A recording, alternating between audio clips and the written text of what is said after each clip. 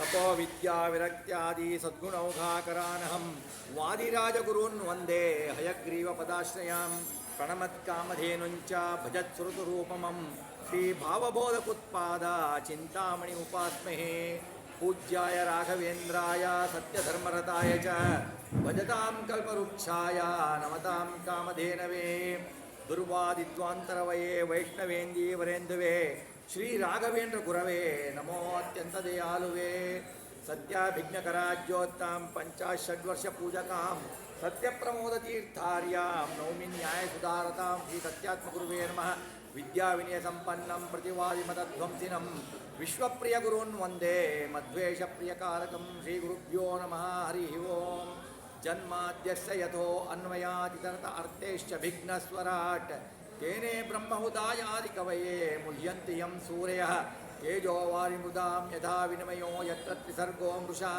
ಧಾಮ್ನಾ ಸ್ವೇನ ಸದಾ ನಿರಸ್ತಕೋಕಂ ಸತ್ಯಂ ಪರಂ ಧೀಮಹಿ ಸೃಷ್ಟಿಸ್ಥಿತ್ಯಪ್ಯೇಹಾನೇತಿರುಷಿತಮೋ ಬಂಧ ಮೋಕ್ಷಾಶ್ಚ ಯಸ್ಮಾತ್ ಅಸ್ಯ ಶ್ರೀ ಬ್ರಹ್ಮರುದ್ರಿ ಪ್ರಭೃತಿಪುರದ್ವಿಷಚಕ್ರಾತ್ಮಕಸ್ಯ ವಿಷ್ಣೋರ್ವ್ಯಸ್ತ ಸಮಸ್ತ ಸಕಲಗುಣನಿಧೇ ಸರ್ವದೋಷವ್ಯಪೇತಃ ಪೂರ್ಣಾನಂದವ್ಯಯೋ ಯೋ ಗುರ್ರಪಿ ಪರಮಶ್ಚಿಂತಯೇತಂ ಮಹಾಂತಂ ಶ್ರೀ ಗುರುಭ್ಯೋ ನಮಃ ಹರಿ ಓಂ. ಭಾಗವತ ಮಹಾಗ್ರಂಥದ ಏಕಾದಶ ಸ್ಕಂದದಲ್ಲಿ ಕೃಷ್ಣ ಪರಮಾತ್ಮ ಪರಂಧಾಮಕ್ಕೆ ಹೋಗುವ ಮುಂಚೆ ಉದ್ಧವನಿಗೆ ಉಪದೇಶಿಸಿದ ವಾಕ್ಯಗಳು ಅಂದರೆ ಉದ್ಧವ ಗೀತ ಅಂತ. ಉದ್ಧವ ಗೀತದ ಬಗ್ಗೆ ಚಿಂತನೆಯನ್ನು ನಡೆಸ್ತಾ ಇದ್ದೇವೆ. ಅದರಲ್ಲಿ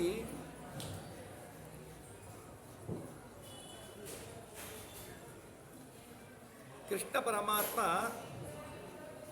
ಉದ್ಧವನಿಗೆ ಹೇಳ್ತಾನೆ, ಯಾವ ತರಹ ಜ್ಞಾನಿ ಇರ್ತಾನೆ, ಹೇಗೆ ನನ್ನಲ್ಲಿ ಅವನು ಭಕ್ತಿಯನ್ನು ಮಾಡಿ ಮೋಕ್ಷವನ್ನು ಪಡೆಯುತ್ತಾನೆ ಅಂತ ಹೇಳ್ತಾ ಇರ್ತಾನೆ. ಆವಾಗ ಉದ್ಧವ ಕೇಳ್ತಾನೆ, ಶ್ರೀಕೃಷ್ಣ ಪರಮಾತ್ಮ ಸದಾಚಾರಿಗಳು ಅಂತೀಯ, ಸಜ್ಜನರು ಅಂತೀಯ, ಅವರ ಮನಸ್ಸು ಹೇಗಿರುತ್ತೆ? ಸಜ್ಜನರು ಯಾವ ರೀತಿಯಲ್ಲಿ ನಿನ್ನನ್ನು ಭಕ್ತಿ ಮಾಡಿ ಅನುಗ್ರಹಕ್ಕೆ ಪಾತ್ರರಾಗಬಹುದು?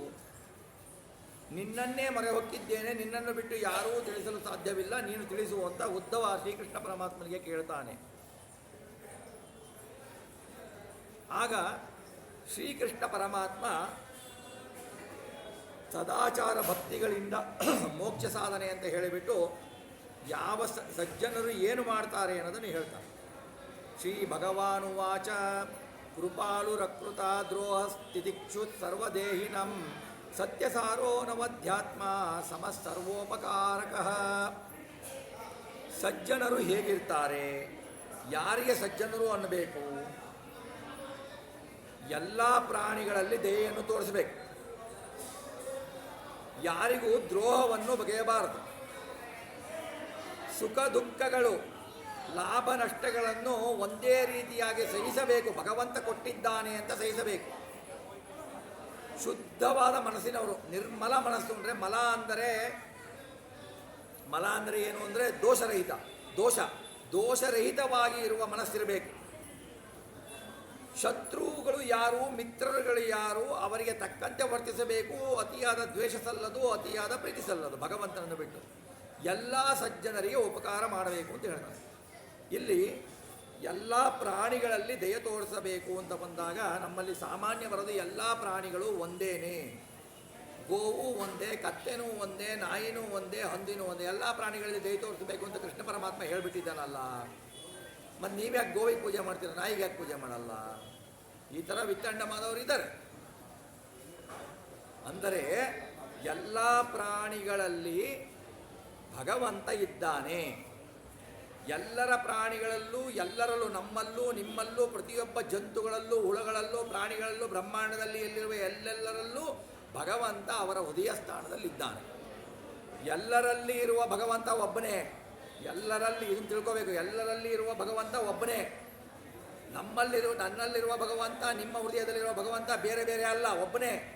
ಆದರೆ ನಾನು ಬೇರೆ, ನೀವು ಬೇರೆ. ಏಕೆ ಅಂದರೆ ಅಧಿಷ್ಠಾನಗಳು ಬೇರೆ, ಪಾತ್ರೆಗಳು ಬೇರೆ. ನಿಮಗೆ ಹೇಳಿದ್ದೆ ಬೇಕಾದಷ್ಟು ಟೈಮ್, ಎಲ್ಲ ಪಾತ್ರೆಗಳಲ್ಲೂ ನೀವು ಒಂದೇ ಹಾಲು ಹಾಕಿಡಿ. ದೊಡ್ಡ ಹಂಡೆದಲ್ಲಿ ಹಾಕಿ, ಲೋಟದಲ್ಲಿ ಹಾಕಿ, ಪಾತ್ರೆನಲ್ಲಿ ಹಾಕಿ, ತಮ್ಗೆನಲ್ಲಿ ಹಾಕಿ. ಯಾವಾಗಲೂ ದೊಡ್ಡ ಹಂಡೆ ಆಗಲಿ ಪಾತ್ರೆ ಆಗಲಿ ಈಕ್ವಲ್ ಇರಲ್ಲ. ಅದರಲ್ಲಿರುವ ಹಾಲು ಹಾಲು. ಪಾತ್ರೆ, ದೊಡ್ಡ ಪಾತ್ರೆ, ಸಣ್ಣ ಪಾತ್ರೆ, ಲೋಟ ಇವೆಲ್ಲವಕ್ಕೂ ಒಂದೇ ಅನ್ನಲ್ಲ. ಲೋಟಕ್ಕೆ ಯಾರು ಪಾತ್ರೆ ಅನ್ನಲ್ಲ, ಪಾತ್ರೆಗೆ ಯಾರು ಹಂಡೆ ಅನ್ನಲ್ಲ. ಆದರೆ ಅದರಲ್ಲಿರುವ ಹಾಲಿಗೆ ಹಾಲು ಅಂತಾರೆ. ಈ ಜ್ಞಾನ ಇರಬೇಕು. ಹಾಲಿನಲ್ಲಿ ಭೇದ ಇಲ್ಲ, ಪಾತ್ರಗಳಲ್ಲಿ ಭೇದ ಇದೆ. ಇದು ತಿಳ್ಕೋಬೇಕು. ನಾಯಿಯಲ್ಲಿರುವ ದೇವರು ಒಂದೇನೆ, ಗೋವಲ್ಲಿರುವ ದೇವರು ಒಂದೇನೆ ಅಂದರೆ ನಾಯಿನೂ ಗೋವು ಒಂದೇ ಅಲ್ಲ, ಪರಮಾತ್ಮ ಒಂದೇ ಅದರಲ್ಲಿರೋನು. ಆ ಅಧಿಷ್ಠಾನಕ್ಕೆ ಏನು ಯೋಗ್ಯತೆ ಇದೆಯೋ ಅದ ರೀತಿ ಸತ್ಕಾರ ಮಾಡಬೇಕು. ಅದು ಭೇದ ಅಲ್ಲ. Treatment of equals with equals is ಏನಂತಂದರೆ ಸಮ. ಅನ್ಈಕ್ವಲ್ಸ್ ಜೊತೆಗೆ ಟ್ರೀಟ್ಮೆಂಟ್ ಮಾಡಿದರೆ ಸಮ. 4ನೇ ಕ್ಲಾಸ್ ಓದ್ದವನಿಗೆ ಮಾಸ್ಟರ್ ಗ್ರಾಜುಯೇಟ್ನವನಿಗೆ ನಾನು ಈಕ್ವಲ್ ಮಾಡ್ತೀನಿ ಎಲ್ಲರೂ ಒಂದೇ ಅಂತಂದ್ರೆ ಸಮ ಆಗತ್ತಾ? ಪ್ರೈಮ್ ಮಿನಿಸ್ಟರ್ ಹೋಗಿ ನಾರ್ಮಲಿ MLA ಸಮ ಅನ್ಲಿಕ್ಕಾಗತ್ತಾ? ಇಲ್ವಲ್ಲ. ಹಾಗಾಗಿ ಅಧಿಷ್ಠಾನಗಳು ಬೇರೆ, ಅದಕ್ಕೆ ಭೇದ ಅನ್ನಲ್ಲ. ಅಧಿಷ್ಠಾನಗಳು ಬೇರೆ ಅನ್ನೋದು ಭೇದ ಇದೆ. ಒಳಗಿರುವ ಪರಮಾತ್ಮ ಭೇದ ಅಂದರೆ ಒಬ್ಬನ್ನು ತಗೊಂಡ್ಕೊಂಡ್ರೆ, ಒಂದು ನಾಯಿ ತಗೊಂಡು ಇನ್ನೊಂದು ನಾಯಿ ತಗೊಂಡ್ರೆ ಅದು ನಾಯಿಗಳ ಜೊತೆ ಒಂದೇನೆ. ಅದೇ ಬಿಟ್ಬಿಟ್ಟು ನಾಯಿ ಹಸು ಒಂದೇ ಅನ್ಲಿಕ್ಕಾಗಲ್ಲ. ಇದು ಏನಂದರೆ ತಾರತಮ್ಯ ಇದಲ್ಲ, ಈಕ್ವಲ್. ಅದು ಸುಪ್ರೀಂ ಕೋರ್ಟ್ನಲ್ಲೇ ಬಂದಿದೆ ಭಾಳ ಹಿಂದೆ judge. Treatment of unequals as unequals. ಎಲ್ಲರನ್ನೂ ಸಮ ಅಂದರೆ ಈಕ್ವಲ್ಸ್ನ ಎಲ್ಲರೂ ಸಮ ಮಾಡಿದರೆ ಅದು ಈಕ್ವಾಲಿಟಿ ಆಗಲ್ಲ ಅಂತ ಬಂದಿದೆ. ಅದನ್ನು ನಾವು ವಿಪರೀತವಾಗಿ ವ್ಯಾಖ್ಯಾನ ಮಾಡಿ ಈಗ ನಮಗೆ ಬೇಕಾದಂಗೆ ತಿರ್ಸ್ಕೊಳ್ತೀವಿ. ಹೀಗೆ ಯಾರು ಎಲ್ಲ ಪ್ರಾಣಿಗಳಲ್ಲೂ ದಯೆಯನ್ನು ಮಾಡ್ತಾನೋ, ಎಲ್ಲ ಪ್ರಾಣಿಗಳಲ್ಲಿ ಭಗವಂತ ಇದ್ದಾನೆ ಅಂತ ತಿಳ್ಕೊಂಡು ಸುಮ್ಮನೆ ಯಾವುದೋ ಪ್ರಾಣಿ ಬಂತು ಹಿಂಸೆ ಮಾಡಬೇಕು, ಅದಕ್ಕೂ ಹೊಡಿಬೇಕು ಅಂತ ಹೋಗಬಾರ್ದು, ಹಿಂಸೆ ಮಾಡಬಾರ್ದು.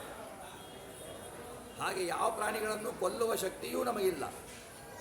ಹುಟ್ಟಿಸುವ ಶಕ್ತಿ ಇಲ್ಲ ಅಂದ ಮೇಲೆ ಕೊಲ್ಲುವ ಶಕ್ತಿ ನಮಗಿಲ್ಲ. ದ್ರೋಹ ಬಗೆಯಬಾರದು, ಯಾರಿಗೂ ದ್ರೋಹ ಬಗೆಯಬಾರದು. ತಂದೆ ತಾಯಿಗಳಿಗೆ, ಗುರು ಹಿರಿಯರಿಗೆ, ಯಾರಿಗೂ ಕೂಡ ನಂಬಿದವರಿಗೆ ದ್ರೋಹ ಬಗೆಯಬಾರದು. ಇದು ಸಜ್ಜನರು ಮಾಡ್ತಾರೆ. ಇವರು ಸಜ್ಜನರು ಮಾಡ್ತಾರೆ. ಆಮೇಲೆ ಸುಖ ದುಃಖ, ಲಾಭ ನಷ್ಟ ಎಲ್ಲ. ಸುಖ ಬಂದಾಗ ಹಿಗ್ಗುವುದು, ದುಃಖ ಬಂದಾಗ ಕುಗ್ಗುವುದು. ಸುಖ ಬಂದಾಗ ನಾನೇ ಮಾಡಿದೆ ಅನ್ನೋದು, ದುಃಖ ಬಂದಾಗ ಪರಮಾತ್ಮ ಕೊಟ್ಟ ಎಷ್ಟು ನಮಸ್ಕಾರ ಮಾಡಿದ್ರು ವೇಸ್ಟು ಅನ್ನೋದು. ಇದು ಇರಬಾರ್ದು. ಸುಖ ಕೊಡುವವನು ಅವನೇ, ದುಃಖ ಕೊಡುವವನು ಅವನೇ. ಯಾಕೆ ಕೊಡ್ತಾನೆ?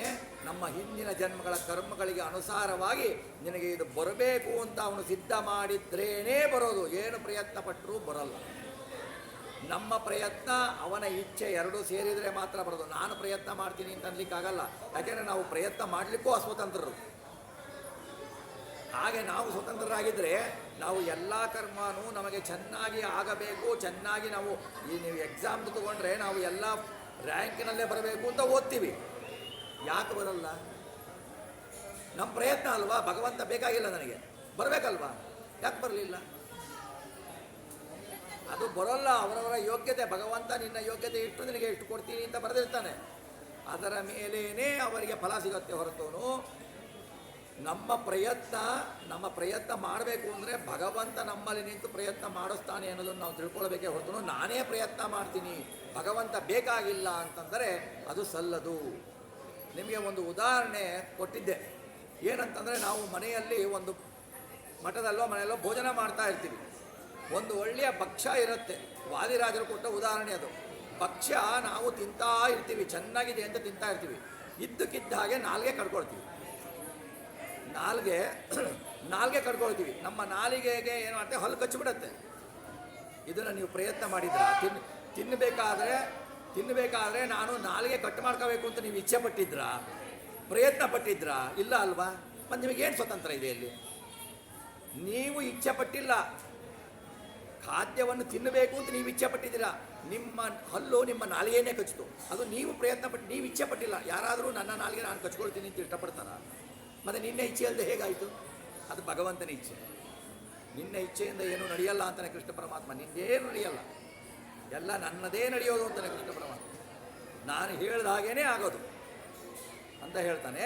ಹಾಗೆ ಯಾರು ಎಲ್ಲವೂ ಪರಮಾತ್ಮನು ನನ್ನಲ್ಲಿ ನಿಂತು ನಡೆಸುತ್ತಾನೆ ಅಂತ ತಿಳಿದುಕೊಳ್ತಾರೋ, ಶುದ್ಧ ಮನಸ್ಸಿನವನು, ಯಾರ ಬಗ್ಗೆಯೂ ಅಸಹ್ಯದ ಭಾವನೆ ಇಲ್ಲ. ಯಾರ ಬಗ್ಗೆಯೂ ದ್ವೇಷದ ಭಾವನೆ ಇಲ್ಲ, ಯಾರ ಬಗ್ಗೆಯೂ ಅಸೂಯೆಯ ಭಾವನೆ ಇಲ್ಲ, ಯಾರ ಬಗ್ಗೆಯೂ ಅತಿಯಾದ ಪ್ರೀತಿಯ ಭಾವನೆ ಇಲ್ಲ. ಇಂಥವರು ನಿರ್ಮಲ ಮನಸ್ಸಿನವರು. ಭಗವಂತನ ಬಗ್ಗೆ ಮಾತ್ರ ನಿರ್ಮಲ ಪ್ರೀತಿ ಇರಬೇಕು, ಅಧಿಕ ಪ್ರೀತಿ ಇರಬೇಕು. ಈ ಜನ್ಮದಲ್ಲಿ ಬಂದವರ ಸಂಘ ಈ ಜನ್ಮದಲ್ಲಿ ಹೊರತೋನು ಯಾರೂ ಕೊನೆ ತನಕ ಇರೋಲ್ಲ. ಅದು 7 ಜನ್ಮಗಳ ಸಂಬಂಧ. ಆ ಸಂಬಂಧ ಅನ್ನುವುದು ಥಿಯೇಟರ್ನಲ್ಲಿ ಮಾತ್ರ. ಈ ಜನ್ಮ, ಅದಕ್ಕೆ ಹೇಳೋದು, ಈ ಜನ್ಮದಲ್ಲಿ ನೀನು ತಂದೆ, ಮುಂದಿನ ಜನ್ಮದಲ್ಲಿ ಯಾರು ತಂದೆ, ಯಾರು ತಾಯಿ, ಯಾರಾಗಿ ಹುಡ್ತೀವಿ? ಮನುಷ್ಯರಾಗಿ ಹುಡ್ತೀವ? ನೀನು ತಂದೆ ಅಂದರೆ ನೀನು ನನ್ನಲ್ಲಿ ಈ ದೇಹವನ್ನು ಕೊಟ್ಟು ಹುಟ್ಟಿಸಿದೆ ಪರಮಾತ್ಮನ ಅನುಗ್ರಹದಿಂದ ಬಂದು ನನ್ನ ಕರ್ಮಕ್ಕನುಸಾರವಾಗಿ. ಆದರೆ ಶರೀರ ಕೊಟ್ಟಿದ್ಯಾರು? ಪರಮಾತ್ಮ. ಈ ಶರೀರದಲ್ಲಿ ನಾನಾಗೆ ಬಂದು ಸೇರಿಲ್ಲ, ಅವನು ಕೂರಿಸಿದ್ದಾನೆ. ನಿನ್ನ ಕರ್ಮ ಇದೆ, ನೀನು ಕೂತು ಅನುಭವಿಸಿ ಶರೀರದಲ್ಲಿ ಅಂತ ಭಗವಂತ. ಹಾಗಾಗಿ ನೀ ತಂದೆ, ನಾ ಬಂದೆ. 84 ಲಕ್ಷ ಯೋನಿಗಳಲ್ಲಿ ನೀನು ತಂದೆ, ನಾನು ಬಂದೆ. ಆದ್ದರಿಂದ ನೀನು ನನ್ನ ತಂದೆ ಅಂತಾರೆ ದಾಸರು.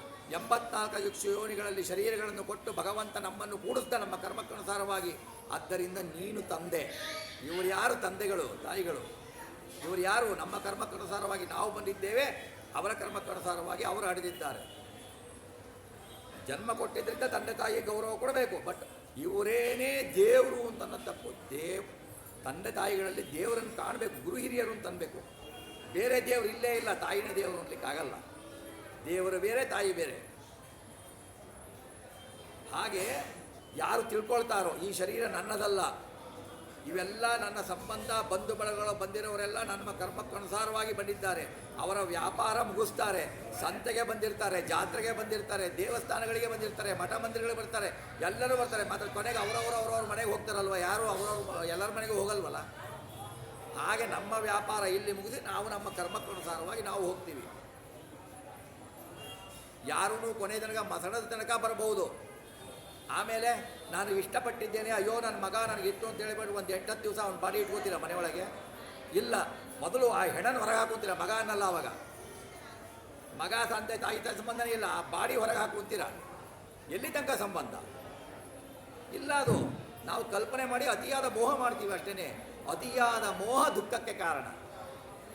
ನಾವು ಅವರಿಂದ ಅತಿಯಾಗಿ ಮೋಹ ಮಾಡಿ ಅವರಿಂದ ಏನಾದರೂ ನಾವು ಪಡೆಯಬೇಕು ಅಂತ ಭಾವಿಸಿದರೆ ಅದು ಬರಲಿಲ್ಲ ಅಂದರೆ ನಮಗೆ ದುಃಖ. ಬಂದರೆ ಸಂತೋಷ ಅಂತೀವಿ, ಬರೋದು ಭಾಳ ಕಡಿಮೆ. ಬಂದರೂ ಕೂಡ ಆ ಸಂತೋಷ ಅನುಭವ ಯೋಗ್ಯತೆ ನಮಗಿಲ್ಲ ಅಂದರೆ ದಕ್ಕಲ್ಲ. ಹೀಗಾಗಿ ನಾವು ಜೀವನವನ್ನು ತಿಳ್ಕೊಳ್ಬೇಕು. ಜ್ಞಾನಿಗಳು, ಸಜ್ಜನರು ಏನು ತಿಳ್ಕೊತಾರೆ ಅಂದರೆ, ಎಲ್ಲ ಪರಮಾತ್ಮನ ಇಚ್ಛೆ, ಪರಮಾತ್ಮನ ಅಧೀನ, ಪರಮಾತ್ಮ ವ್ಯಾಪಾರ ನಡೆಸ್ತಾ ಇದ್ದೇನೆ, ನಾವು ನಟನೆ ಮಾಡುವವರು ಅಂತ ತಿಳ್ಕೊಂಡು ಬಿಟ್ಟು ಭಗವಂತನ ಬಗ್ಗೆ ಭಕ್ತಿ ಇರಬೇಕು. ಅಂಥವರು ಸಜ್ಜನರು ಅಂತ ಭಗವಂತ ಹೇಳ್ತಾನೆ.